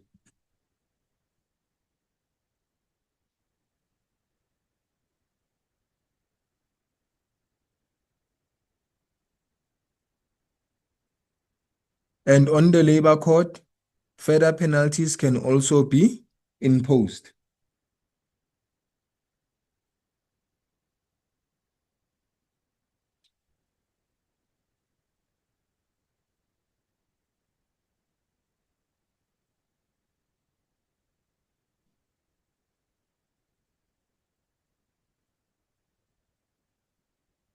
Another penalty that they can face, it can be exclusion from state contracts.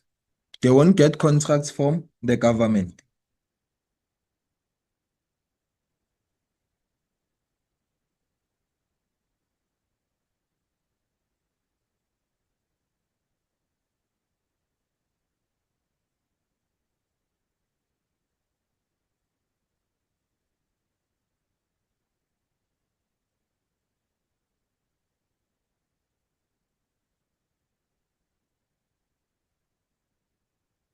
So now if the business want to conduct business with the government, it is compulsory for them to engage, to comply and follow all the business laws in South Africa.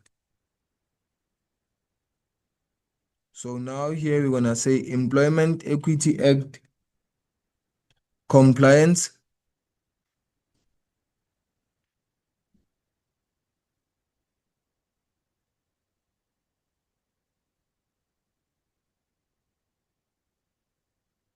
is a prerequisite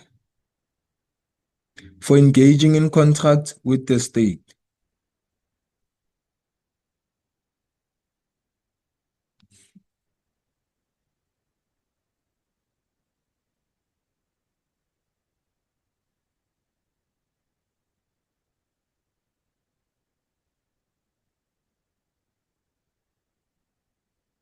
We can also put the damage to reputation, because if the business does not comply, the reputation of the business will be tarnished. We can also include difficulty in recruitment and retention, because also if the business does not comply.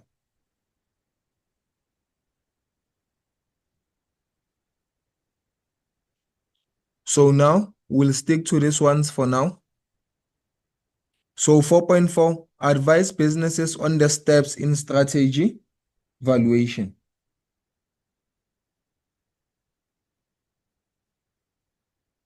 So now let's go to 4.4. So our first step is going to be defining objectives and standards.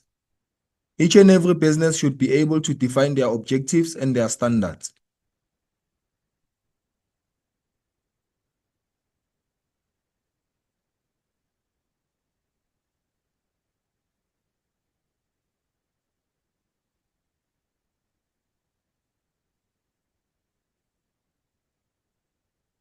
So the business should be able to gather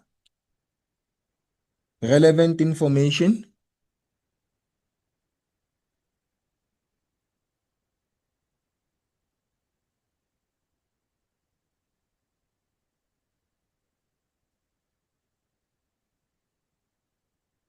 including performance data,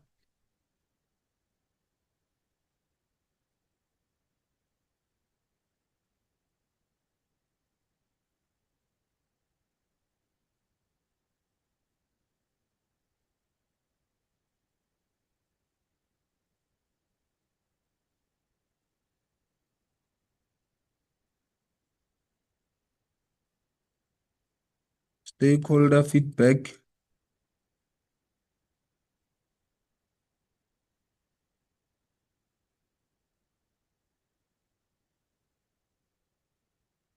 and market trends.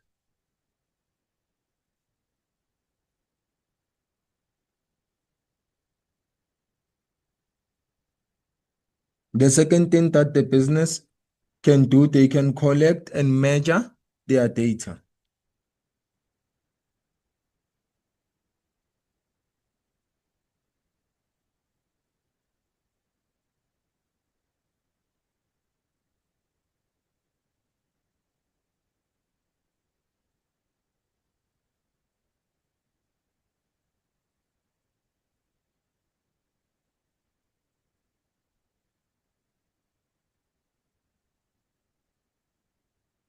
Define the objectives.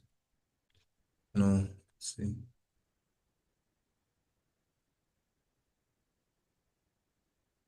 Shh.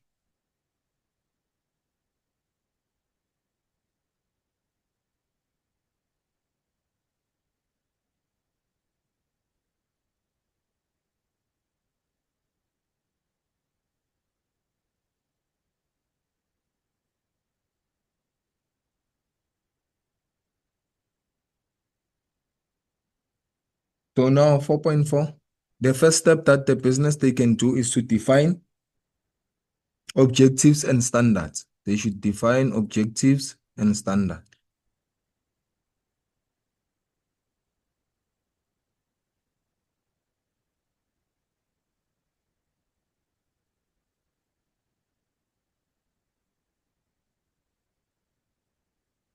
The business should be able to establish clear goals.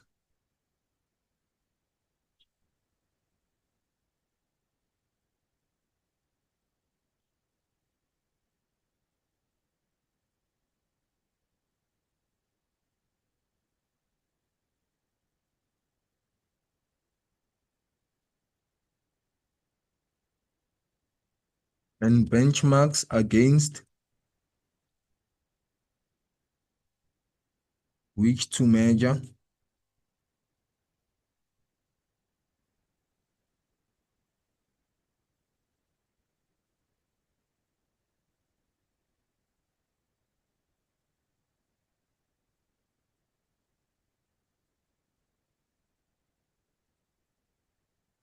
So the first step that the business they can do, they can define their objectives and standards.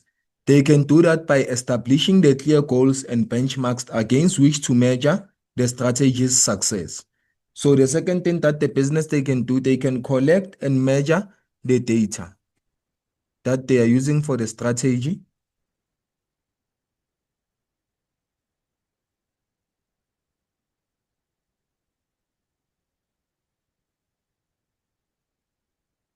So how can they collect and measure data? They can gather relevant information,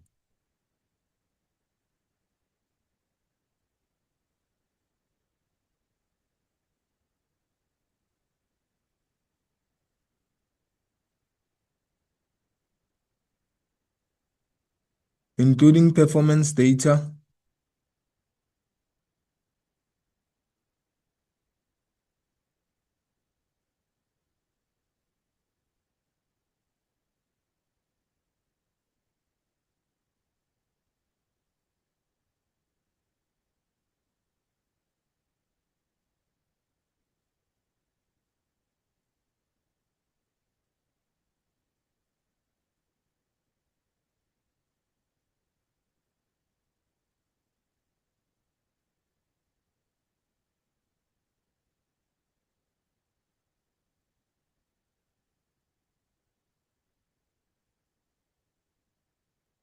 So now the business should collect and measure the data.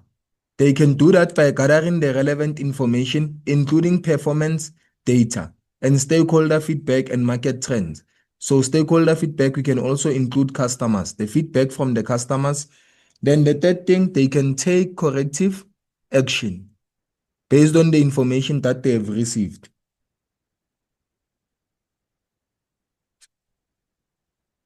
So we collected and measured data. Now we are analyzing the data, because we have to analyze the data before we take action.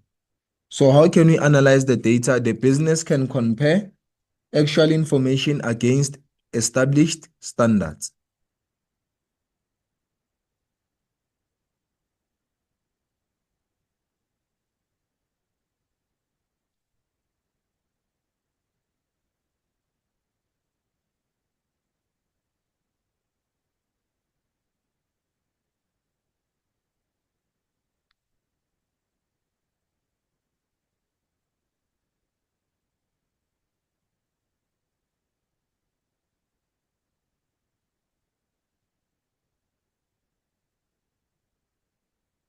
And identifying the gaps and the root for the cause.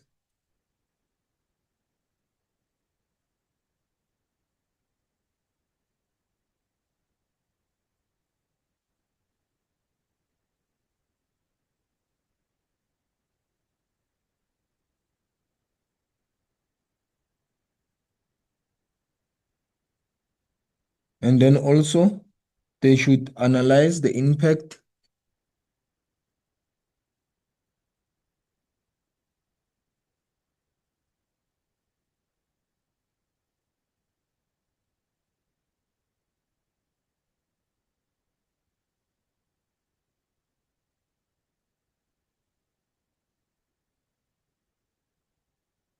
of the strategy on the business.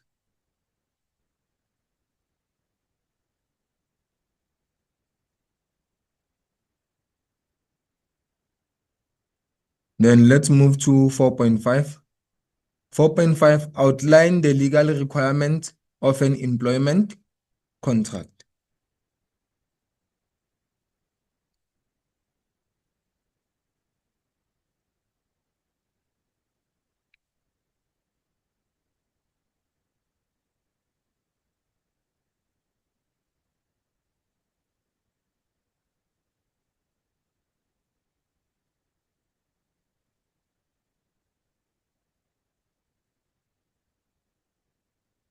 So first thing, there should be an offer and acceptance. So when there's an employment, the business should offer an employment and then the employee should accept the offer. So that's why we are saying it's offer and acceptance.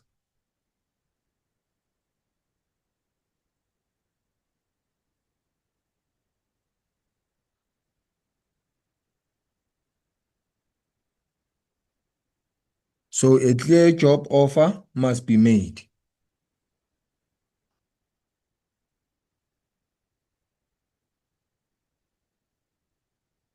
and accepted by the employee.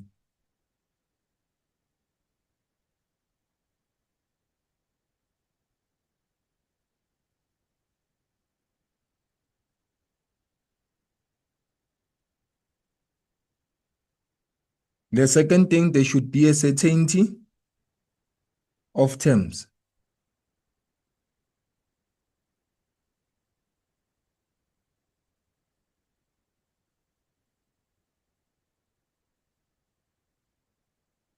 So now the contract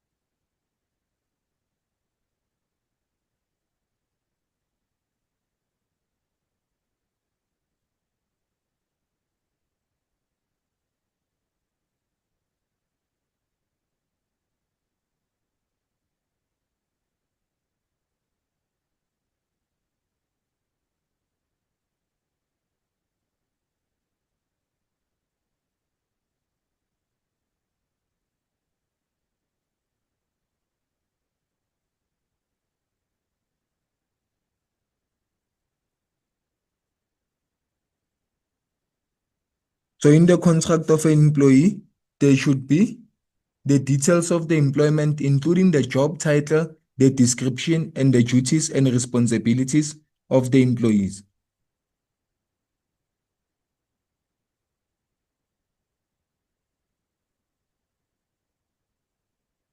Then now there should be consideration.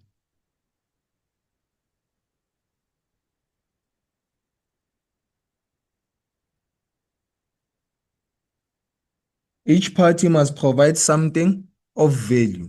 So now the employee will produce the work because they want to produce in the company.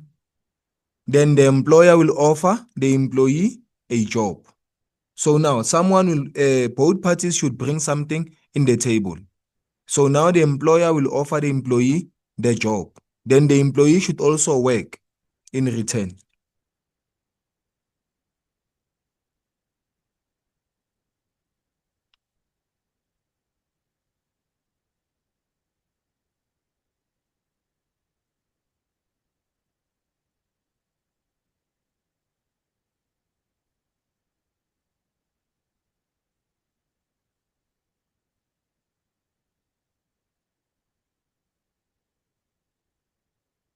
Must provide. Why am I saying must return?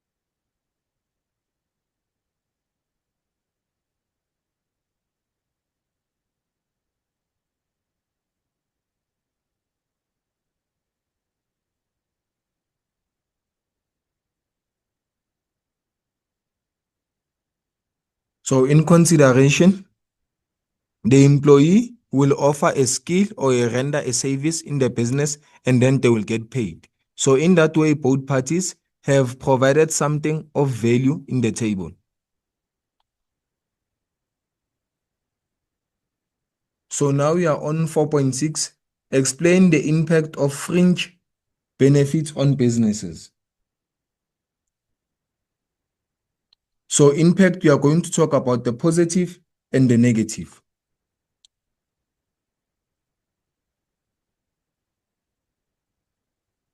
So 4.6, the good thing about fringe benefit is that it's going to enhance employee satisfaction and engagement.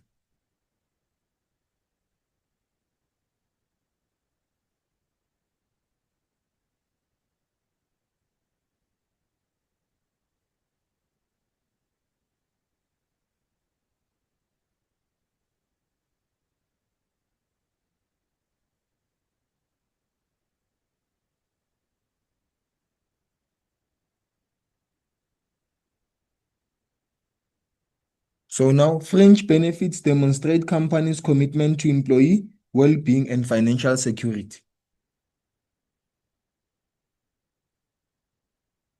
So they feel accepted by the company.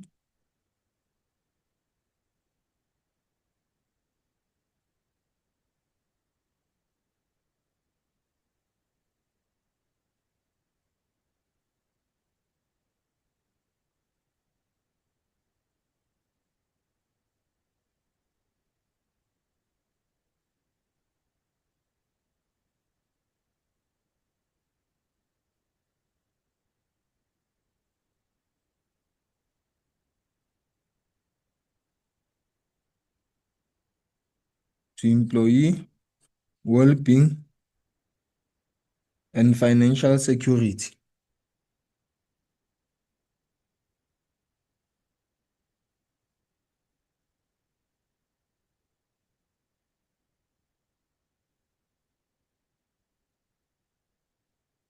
And that will lead to increased job satisfaction. Because if employees are benefiting from the company, they will be satisfied with their jobs.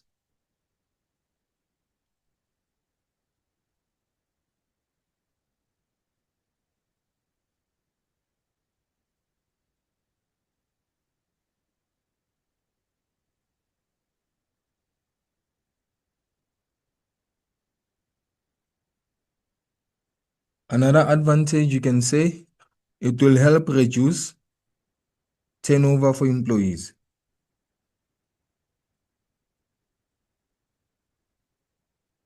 Because now employees are less likely to leave the company that provides valuable perks beyond salary.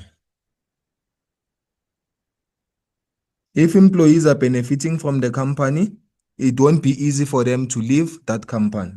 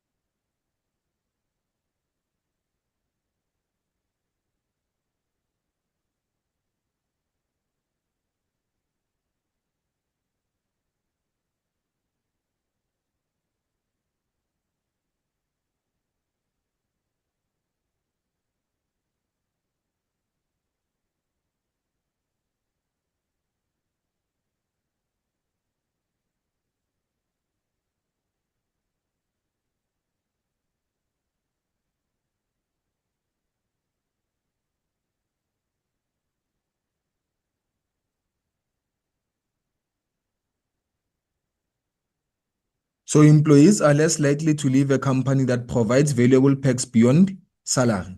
So this will result in lower turnover costs for the business. Another advantage is that this thing will improve the recruitment. So here we'll say improved recruitment.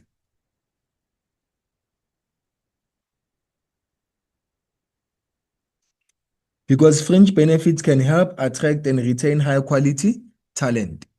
Everyone who's looking for employment would be happy to work for a company that offers fringe benefits. So improved recruitment.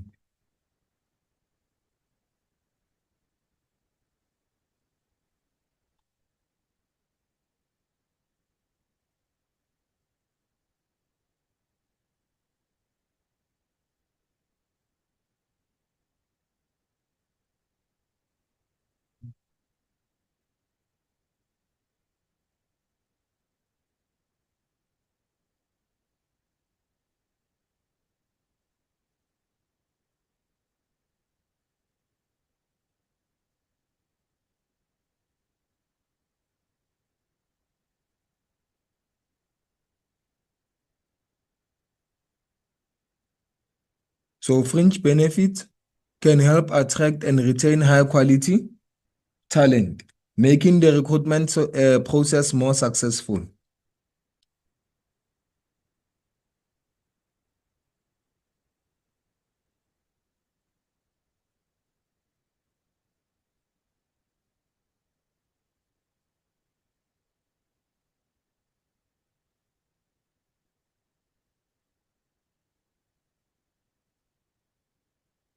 So now these are the advantages of fringe benefits. So now let's move to the disadvantages. So the first disadvantage, it will be increased administration costs.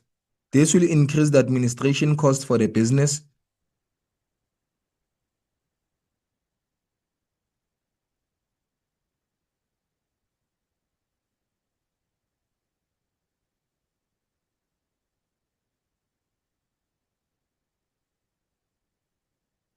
Then we can say for the business managing fringe benefits,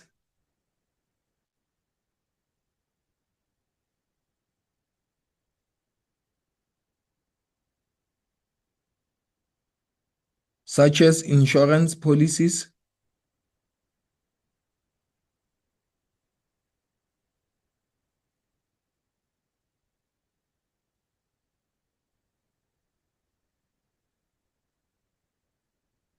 or retirement plans.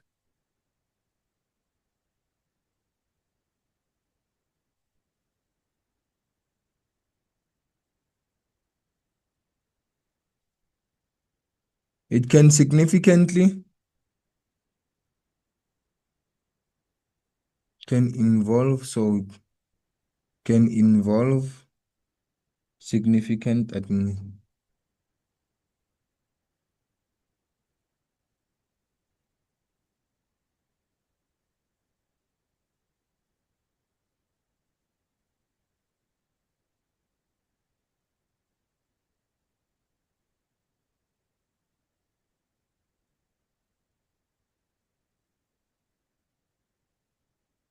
So this will increase the administration cost of the business because they are paying more beyond the salary to employees. So another thing also, this will have an impact on the profit of the business. So it will impact profitability.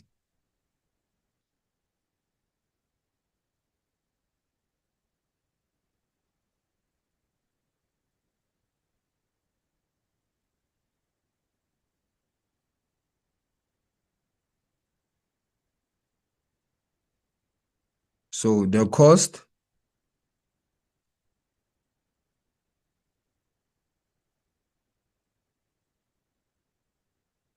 of providing fringe benefits can reduce company profits.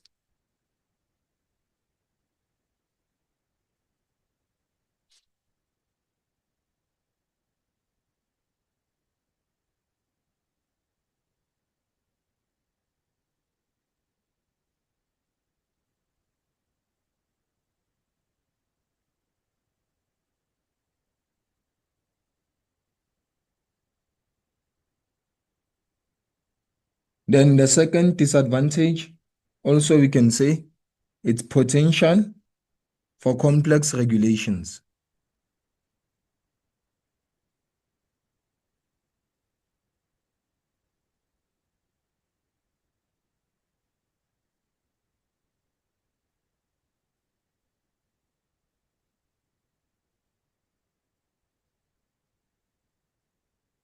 Now we can say the cost of providing fringe benefits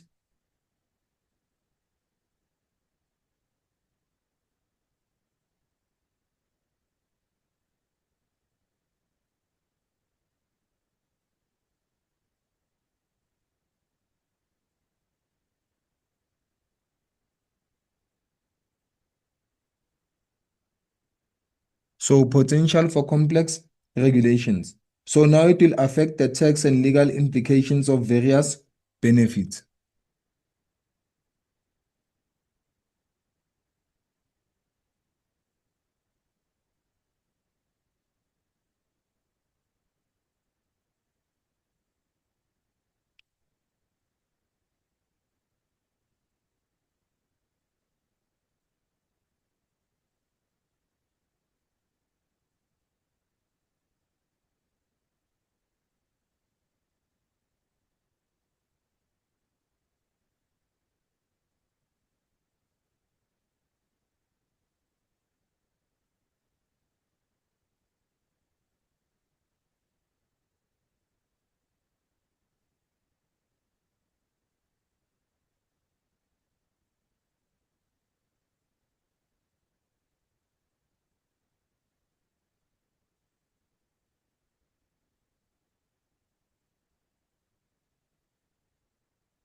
So navigating the tax and legal implications of various fringe benefits can be complex.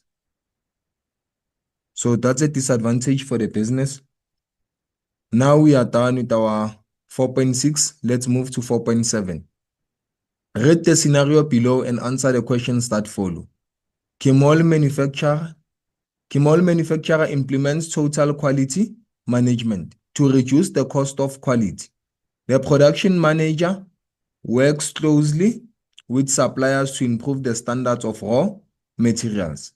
KM monitors their maintenance programs on a regular basis to prevent the breakdown of equipment. They also provide annual bonuses to employees who meet their sales targets. 4.7.1. Code 2 ways in which total quality management reduces the cost of quality at KM from the scenario above. So the first one, it will be this one, which is the production manager works closely with suppliers to improve the standards of raw materials.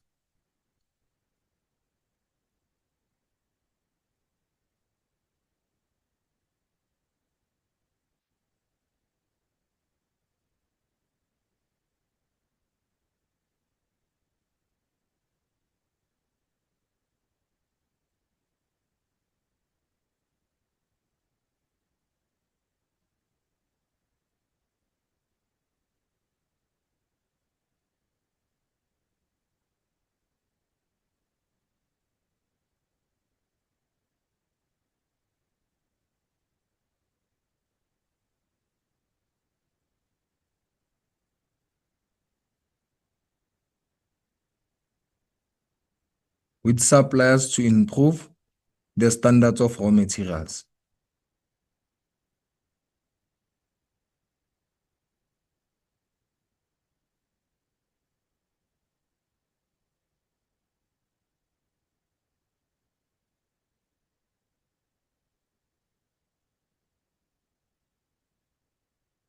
Now, our second thing that you can quote, you can also say KM monitors their maintenance programs on a regular basis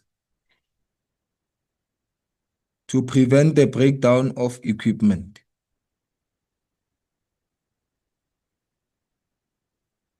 So KM monitors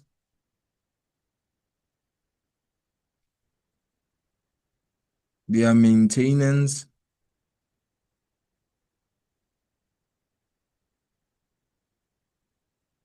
programs on a regular basis.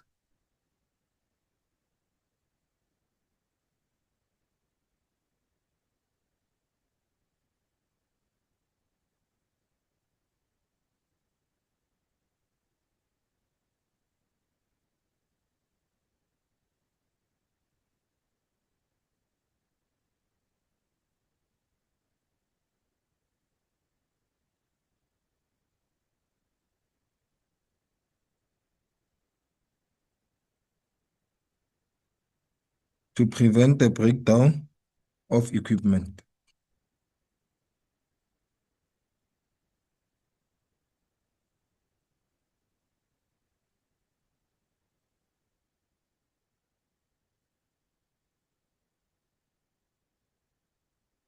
Then 4.7.2, discuss other ways in which total quality management can reduce the cost of quality.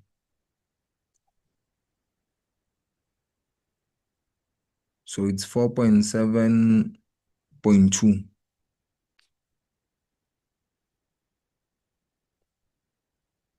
So the first one, we know that TQM focuses on prevention over correction. So we can say focusing on prevention over correction.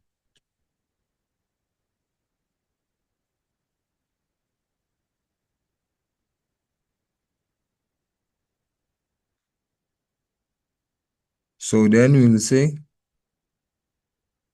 TQM emphasizes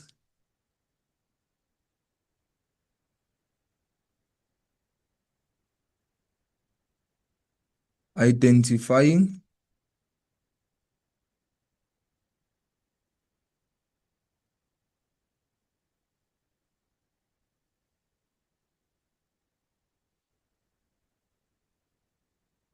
and addressing potential quality issues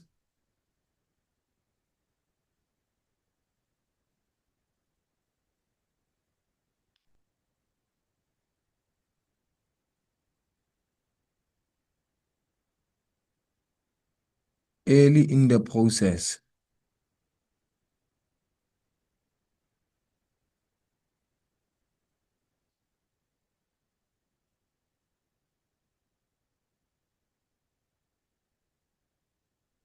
So another thing that you can say, continuous improvement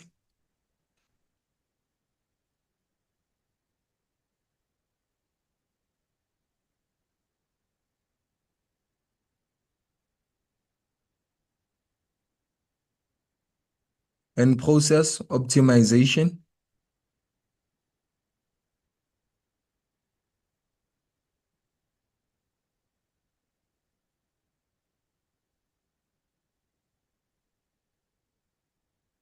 Then we say TQM involves a structured approach to identifying and eliminating waste.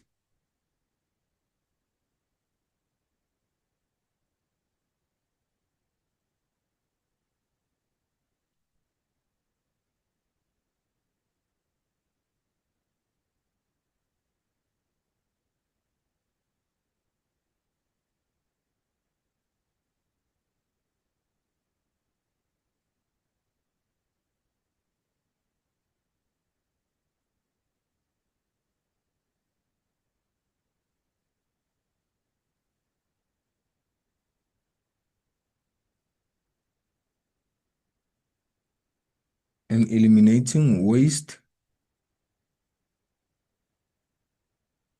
ineffectiveness,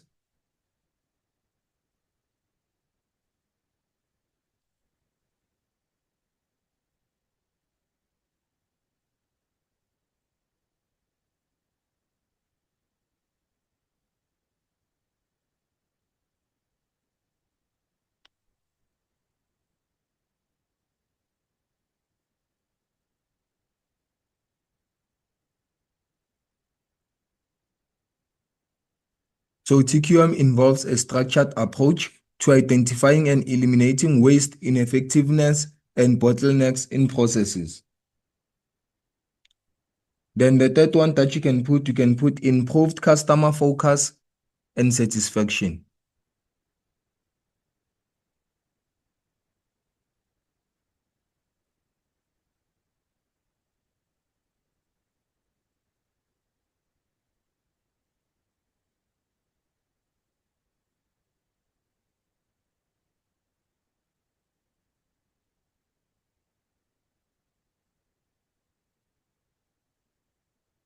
Then we say by delivering consistently high quality products and services. TQM helps organizations build customer loyalty and satisfaction.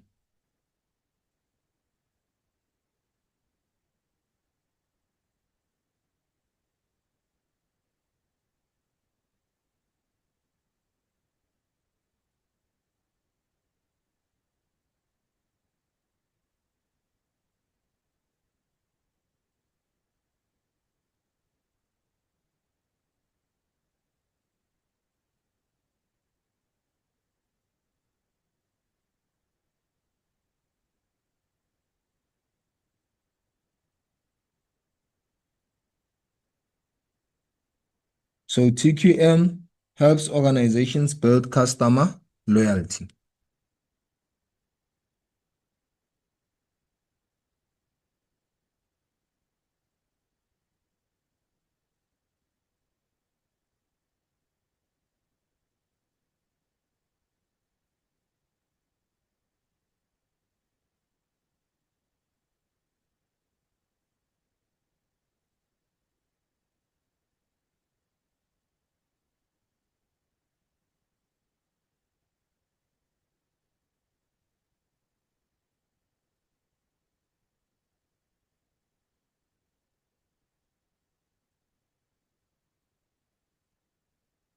So now let's move to 4.8. Advise businesses on how the quality of performance of the administration function can contribute to the success of the business. So first thing, if the admin of the business, it's quality. So the first thing that you can say, it's efficiency and productivity. The business will be efficient and productive.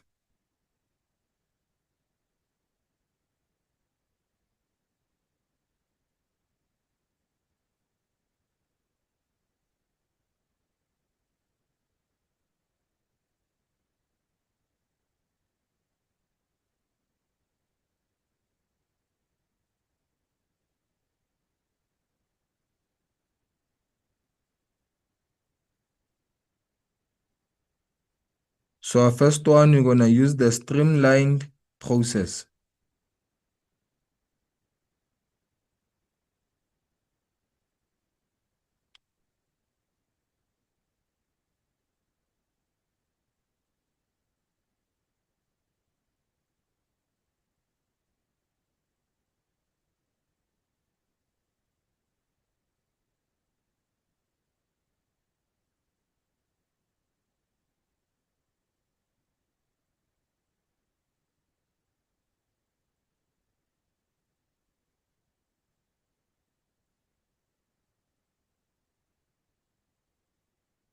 So we're going to say a well-organized administration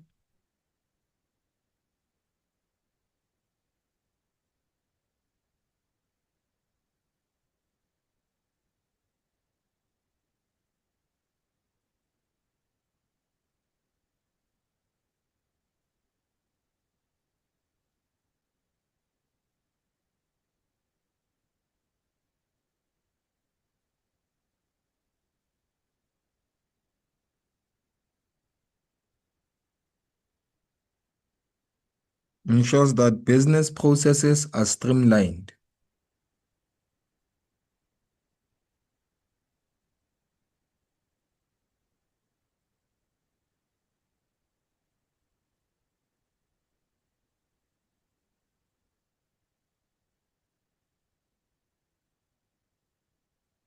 Streamlined and efficient,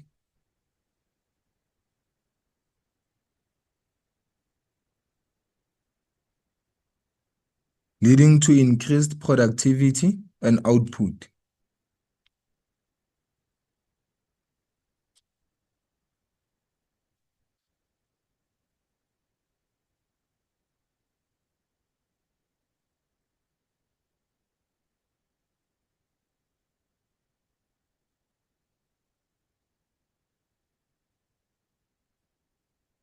So our second thing that you can put as an advantage, you're gonna put time management.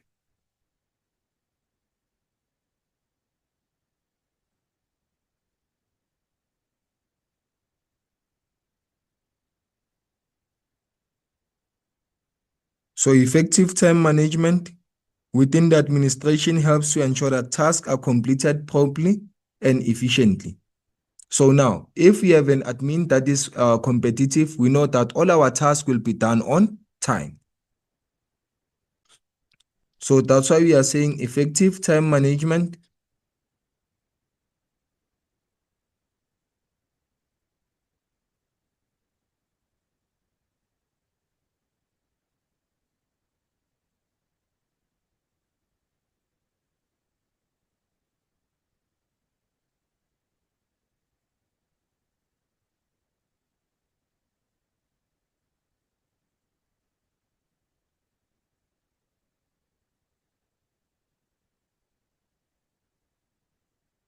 within the administration helps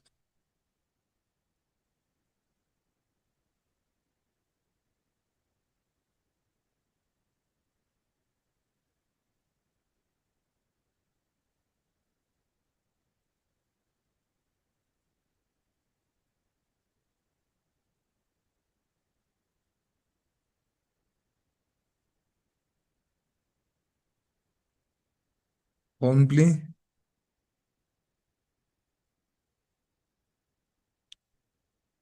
and efficiently.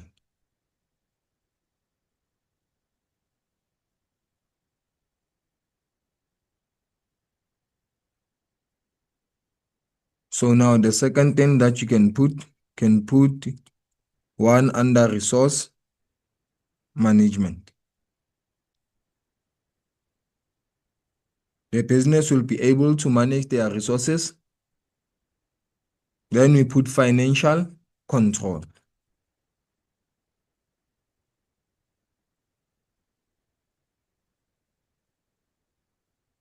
Then under financial control, we can say a strong administration function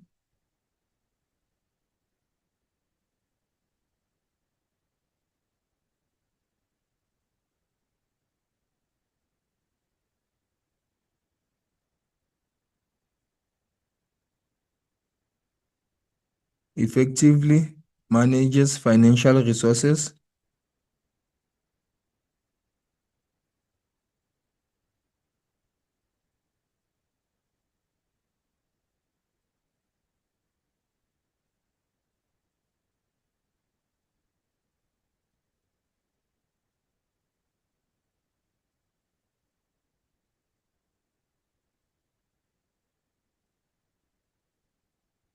including budgeting, accounting, and cost control, leading to improved profitability.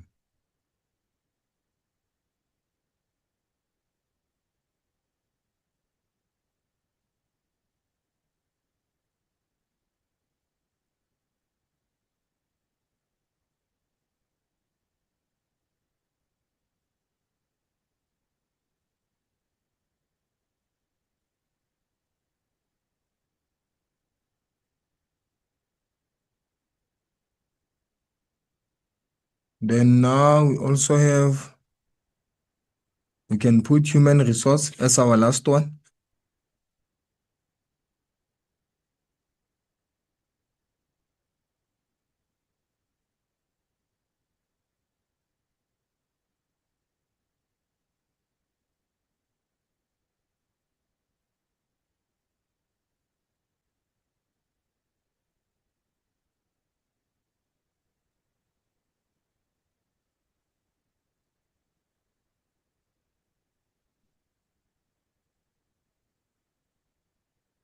Trained, motivated, and engaged.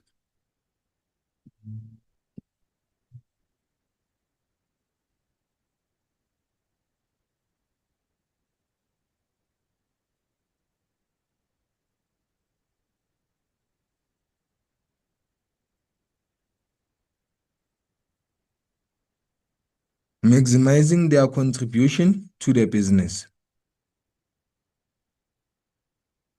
And eight. The implementation of this act directly impacts on business operations. Businesses must observe the consumer rights as outlined in the CPA and also comply with this act. Write an essay on the Consumer Protection Act in which you include the following aspects. Outline the purpose of the Consumer Protection Act. Discuss the impact of the Consumer Protection Act on businesses. Explain any three consumer rights in terms of the CPA. Suggest ways in which businesses can comply with the CPA.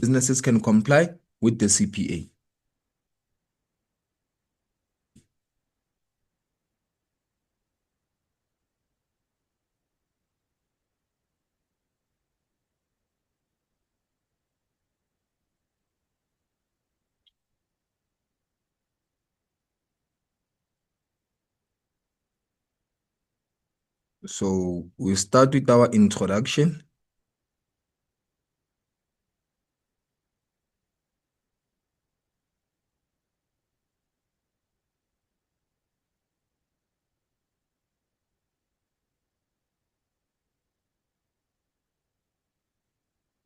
In our introduction, we can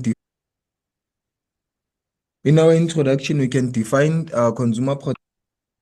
consumer information.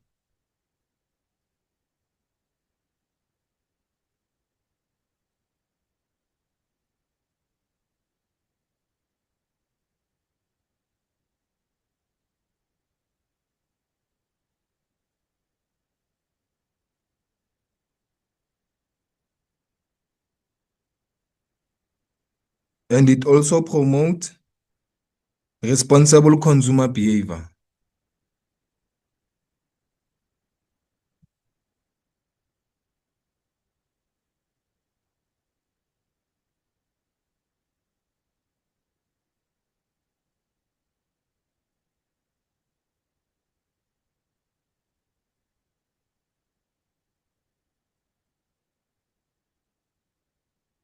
We can also say the CPA creates a fair,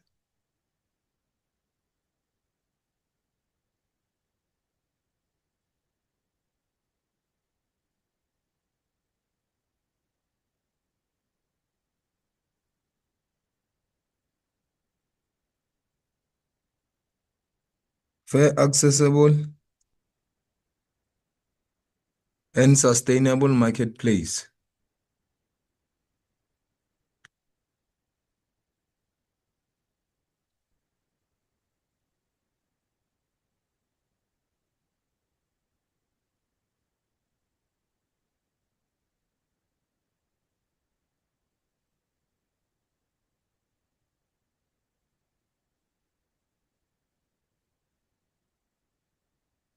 So now we are done with our intro. We can move to our body.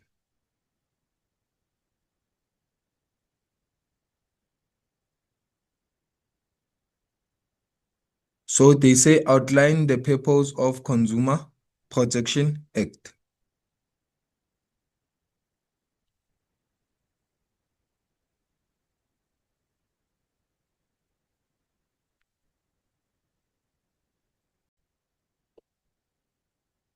So we have to outline the purpose of the Consumer Protection Act. So here we'll say purpose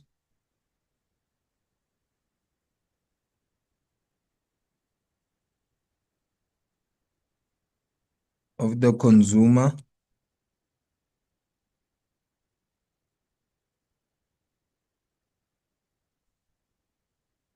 Protection Act. So the first purpose of the, including the right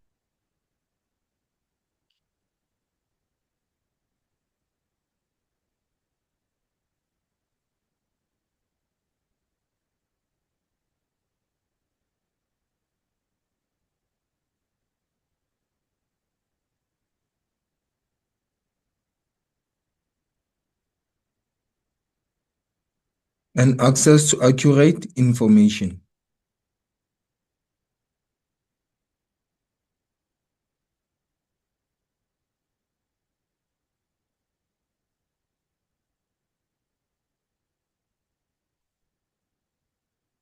Then the second thing, the CPA promotes fair business practices. So you're going to say promoting fair business practices.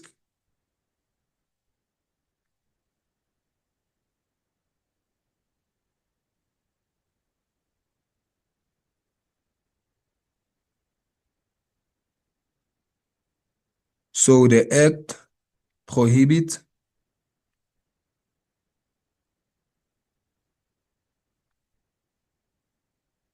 unfair or misleading marketing.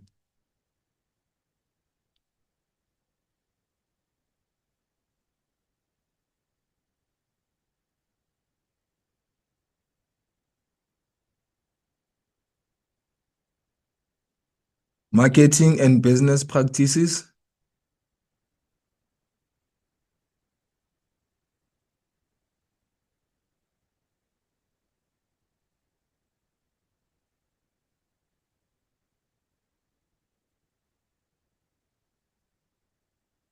Ensuring that consumers are not exploited or deceived.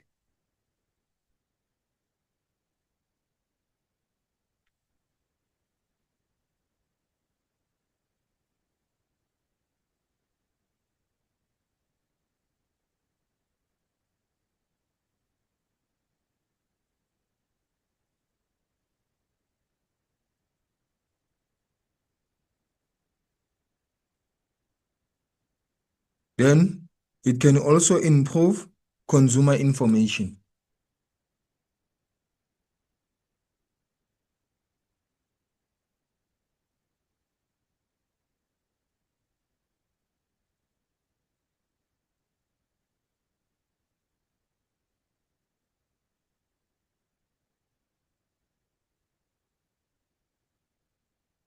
Then we can say the CPA aims to improve the quality and accessibility of information.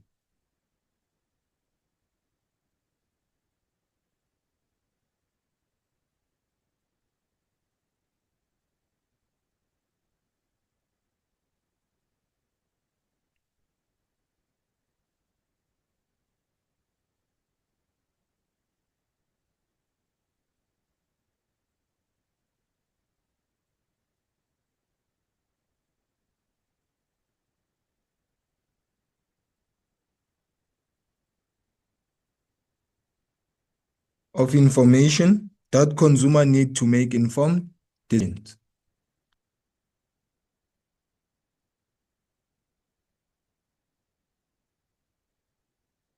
So now we start with the behavior.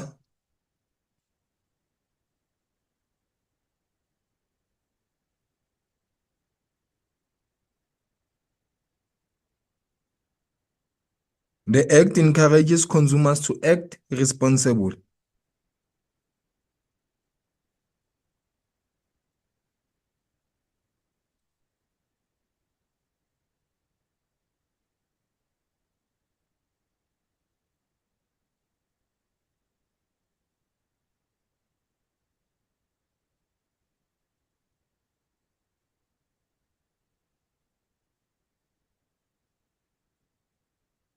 And to be aware of their rights and responsibilities.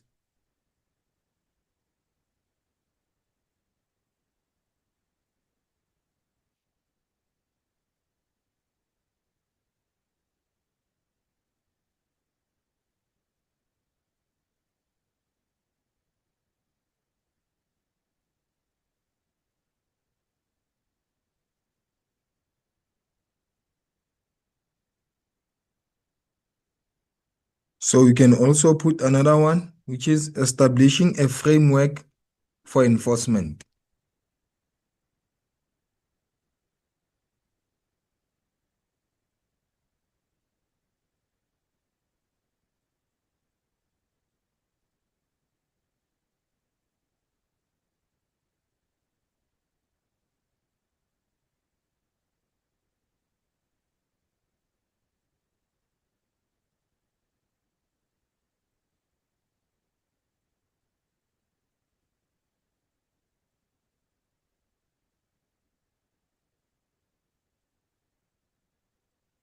The CPA provides a legal framework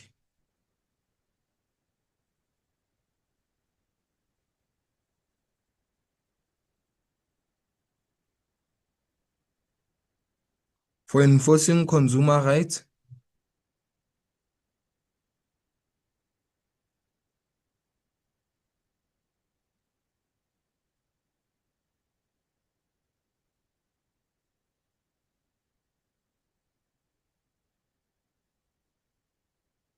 through various mechanisms.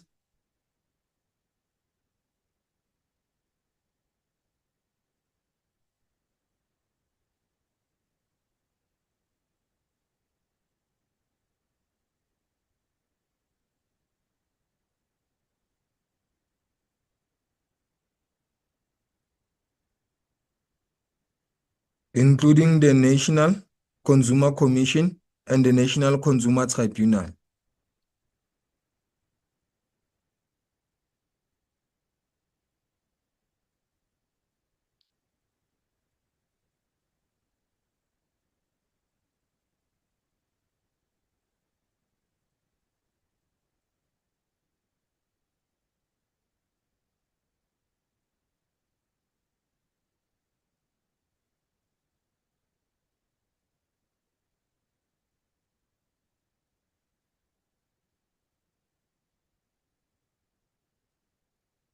And the National Consumer Tribunal.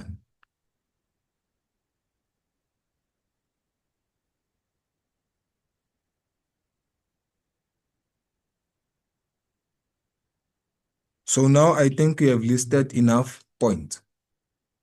So now you have to discuss the impact on the impact of the Consumer Protection Act on businesses. So now we're going to focus on both positive and negative.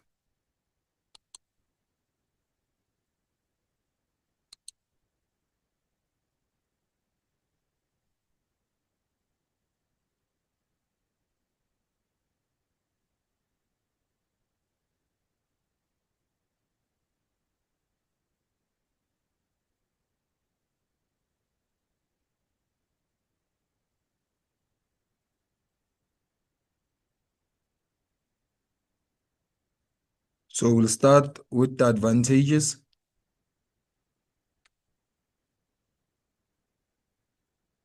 The first advantage, it will be that it will increase trust and loyalty.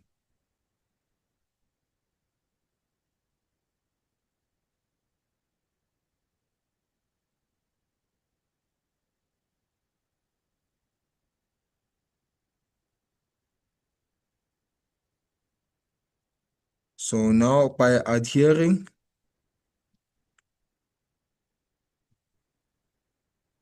to the CPA.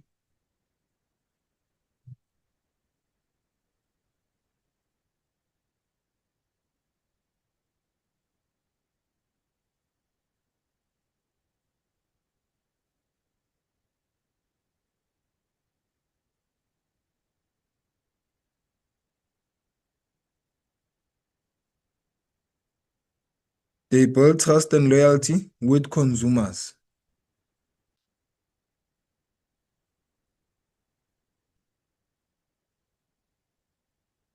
by demonstrating a commitment.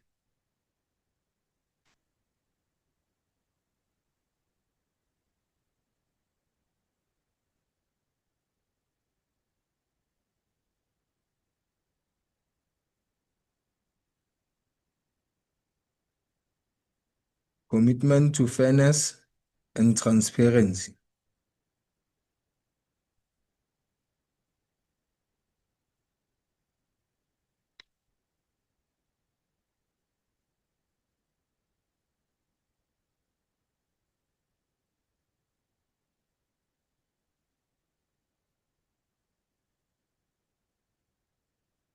Then another advantage, it will be that it will reduce legal risks.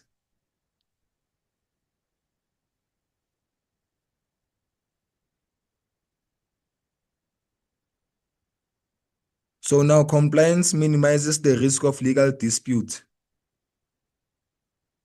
because the business won't need to pay any penalties because they are complying. So compliance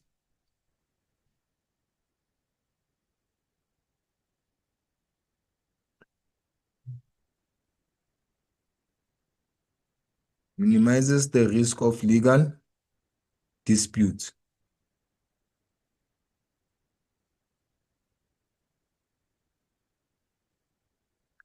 And associated costs.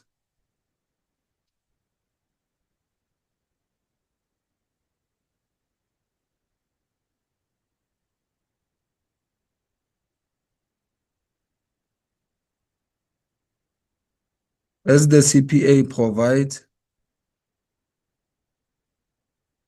a clear framework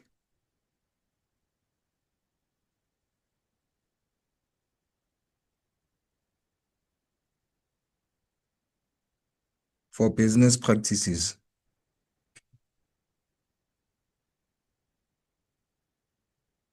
It will also help on the reputation of the business. So we're going to say enhanced reputation.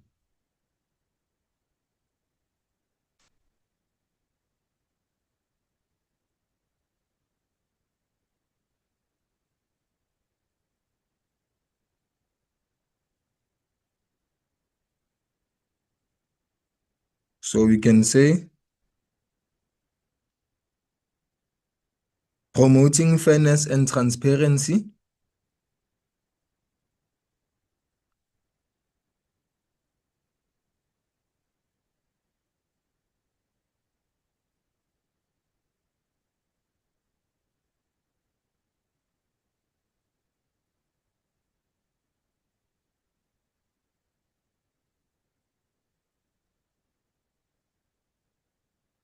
through the CPA.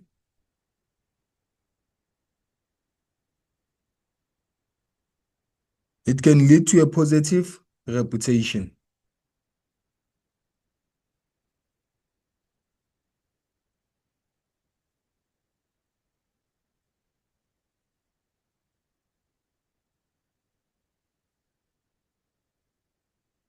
And it will also enhance the business standing in the market.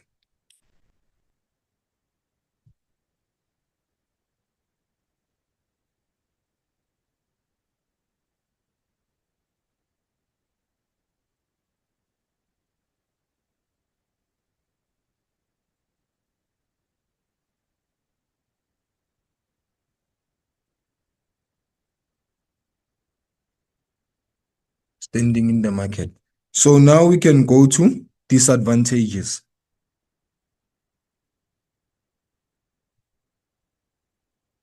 So here we have disadvantages.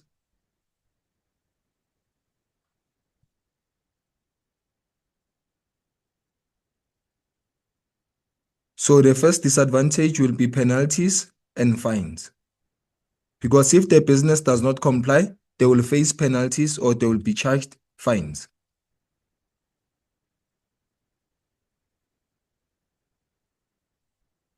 Then non-compliance will lead to penalties.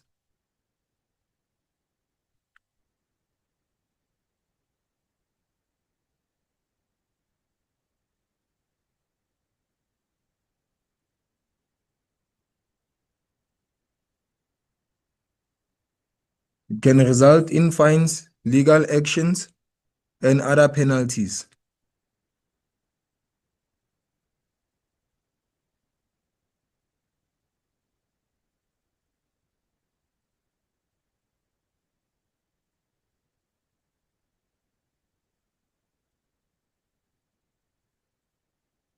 Imposed by the regulatory bodies.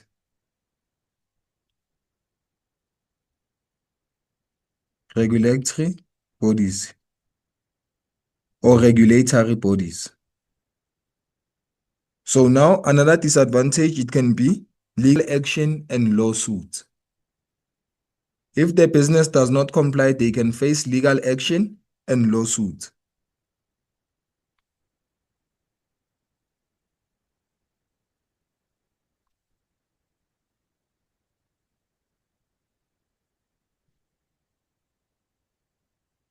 So we can say consumers can take legal action against businesses.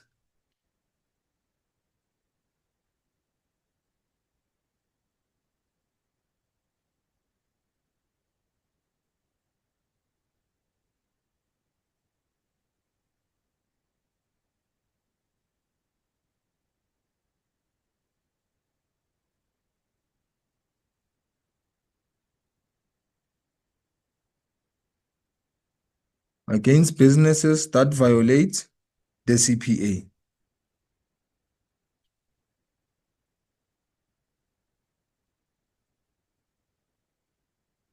And if consumers, they can do that, this can probably lead to potential lawsuits.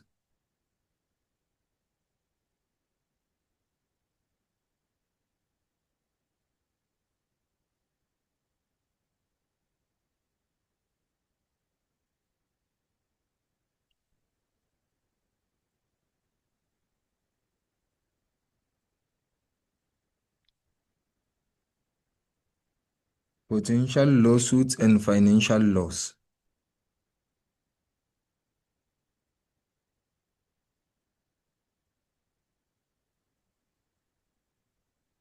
Another disadvantage will be reputational damage.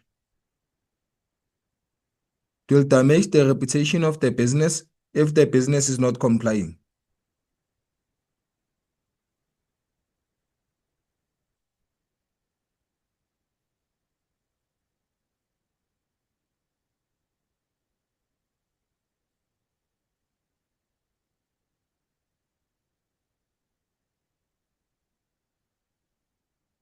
So non-compliance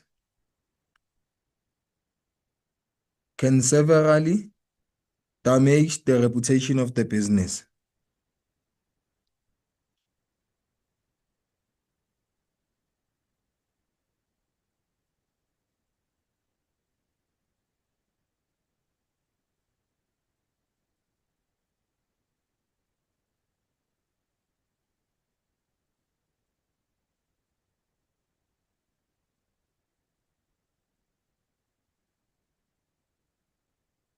And this will lead to a decline in customer loyalty.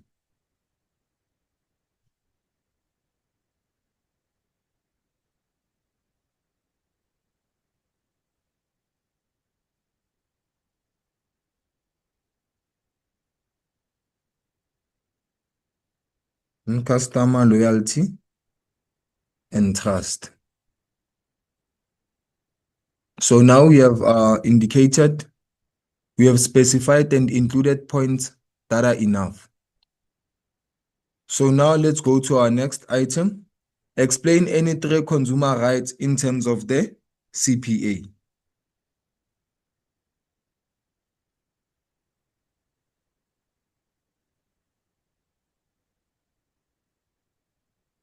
So here, consumer rights in terms of the CPA.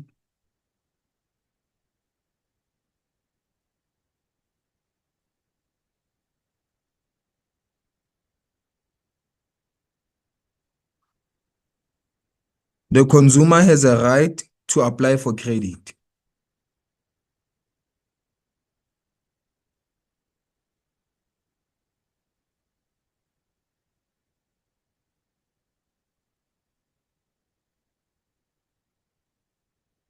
So now, every adult has the right to apply for credit from any credit provider.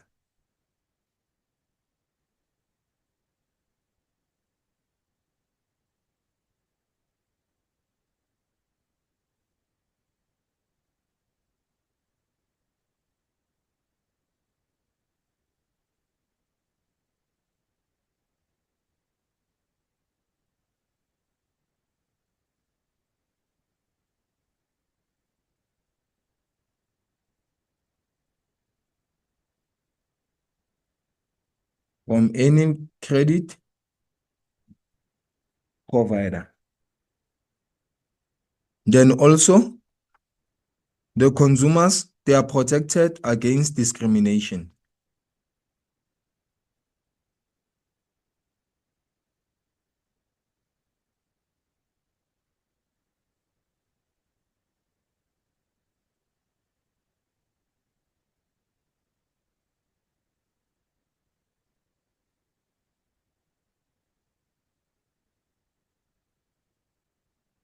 So now credit providers must not grant credit unfair. They shouldn't discriminate. They should grant credit to everyone who qualifies.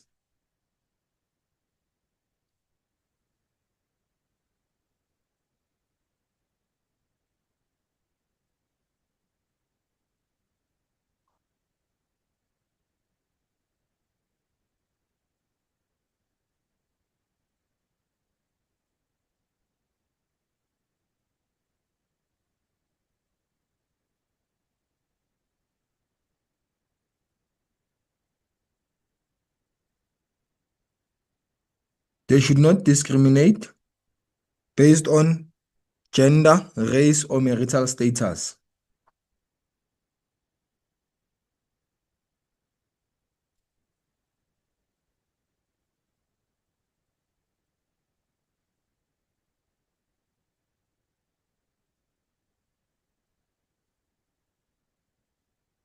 The third one, then, the customer has a right to reasons for credit denial.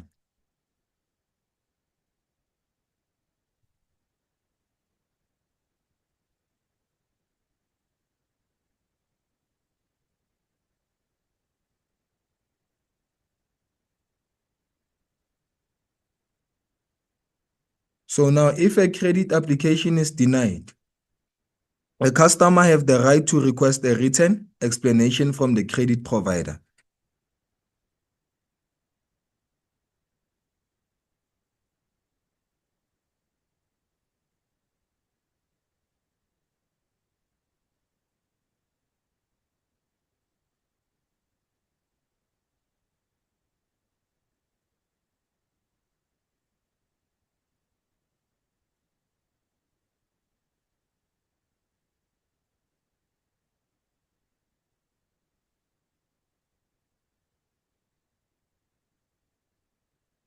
The right to request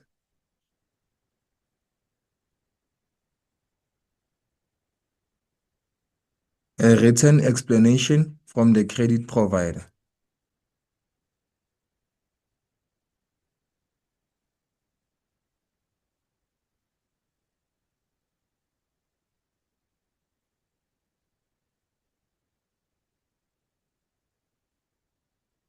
So we have listed the three rights for consumers. Let's move to the next items.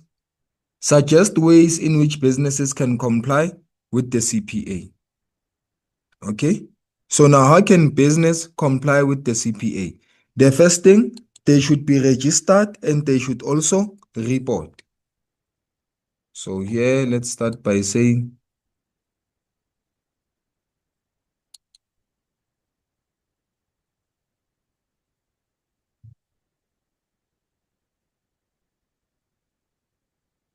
ways in which businesses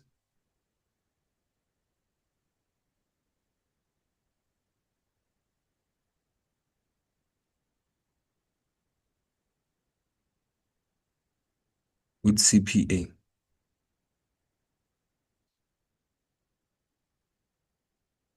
So if they want to comply, the first thing they should register and report. So it's registration and report.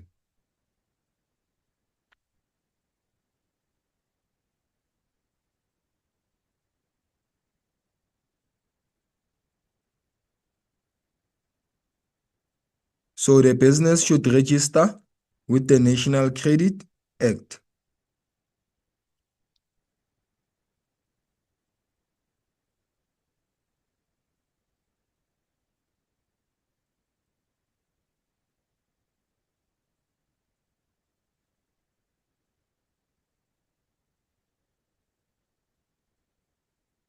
So all credit providers must be registered with the national credit regulators.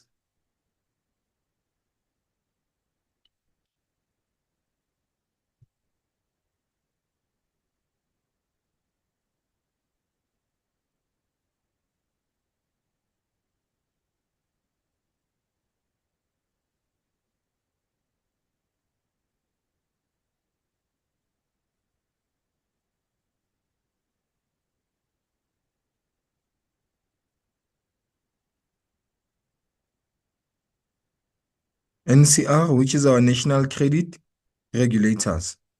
And also they should submit their annual reports.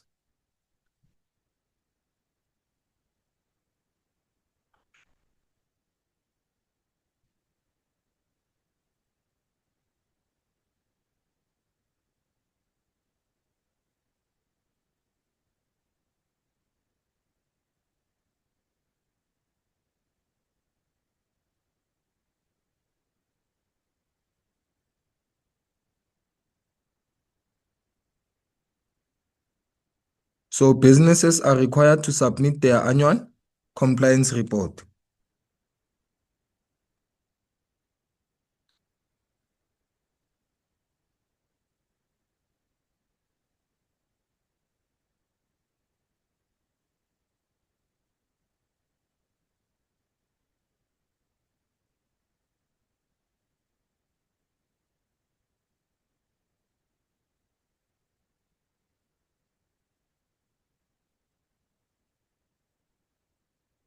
To the national credit regulators,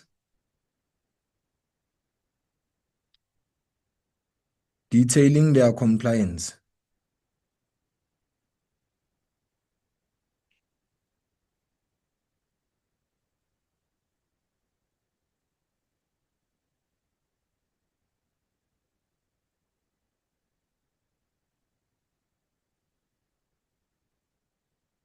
Another thing the business should do, they should have credit assessment and documentation.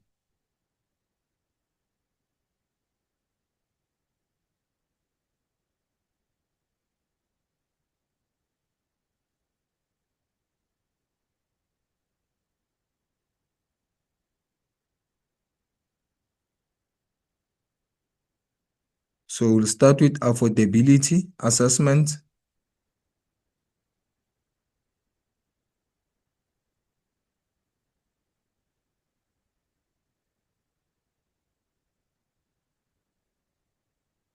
The business can conduct thorough assessment whether the consumer will be able to repay a loan or their credit.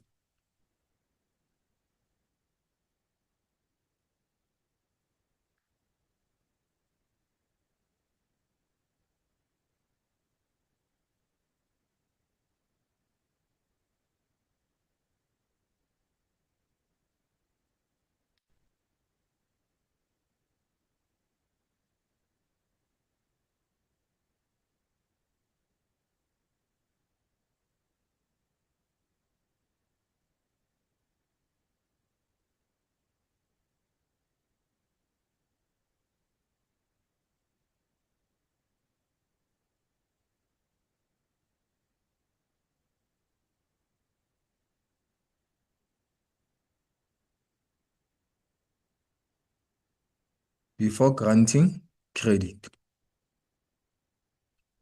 Another thing that they can do, they should conduct credit checks.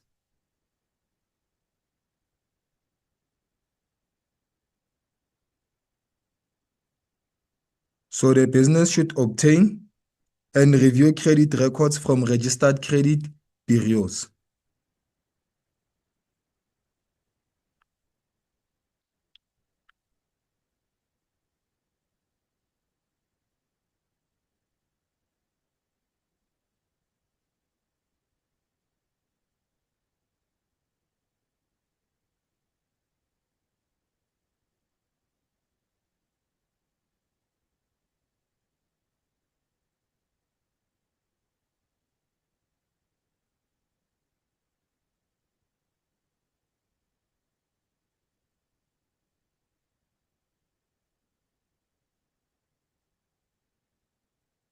Then now we are done.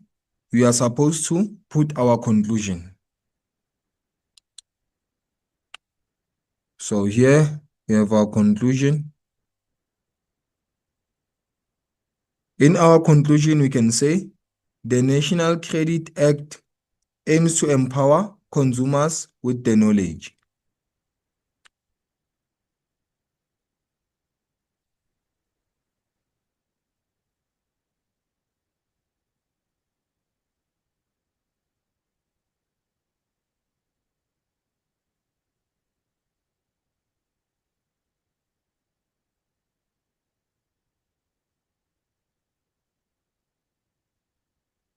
With the knowledge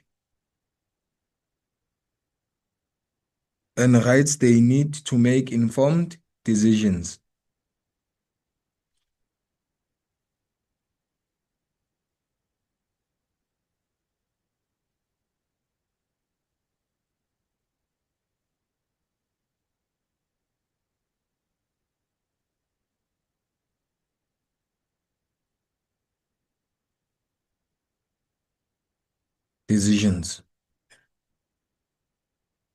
So now we are done with our question 5. We can move to our next question, which is question 6.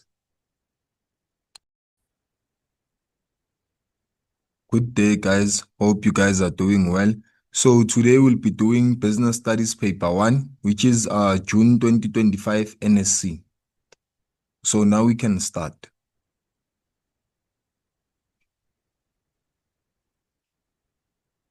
Section A, it's compulsory.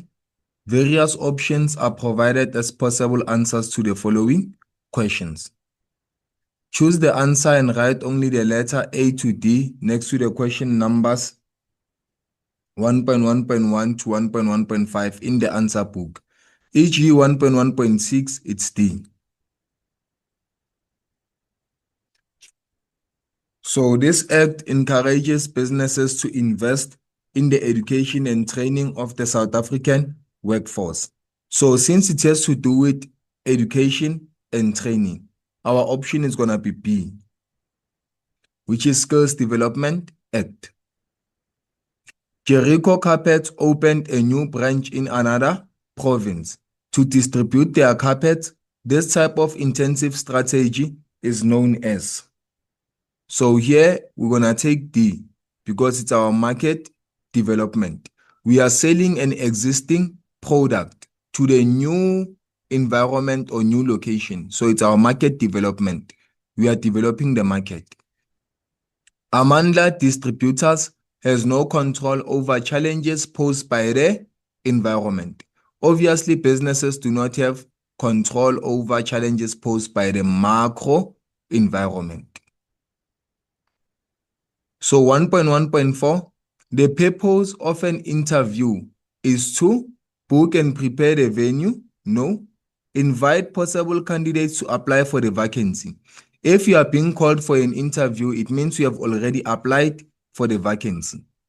So determine a candidate's suitability for the job. So our answer will be C. Then 1.1.5, Aziza Manufacturing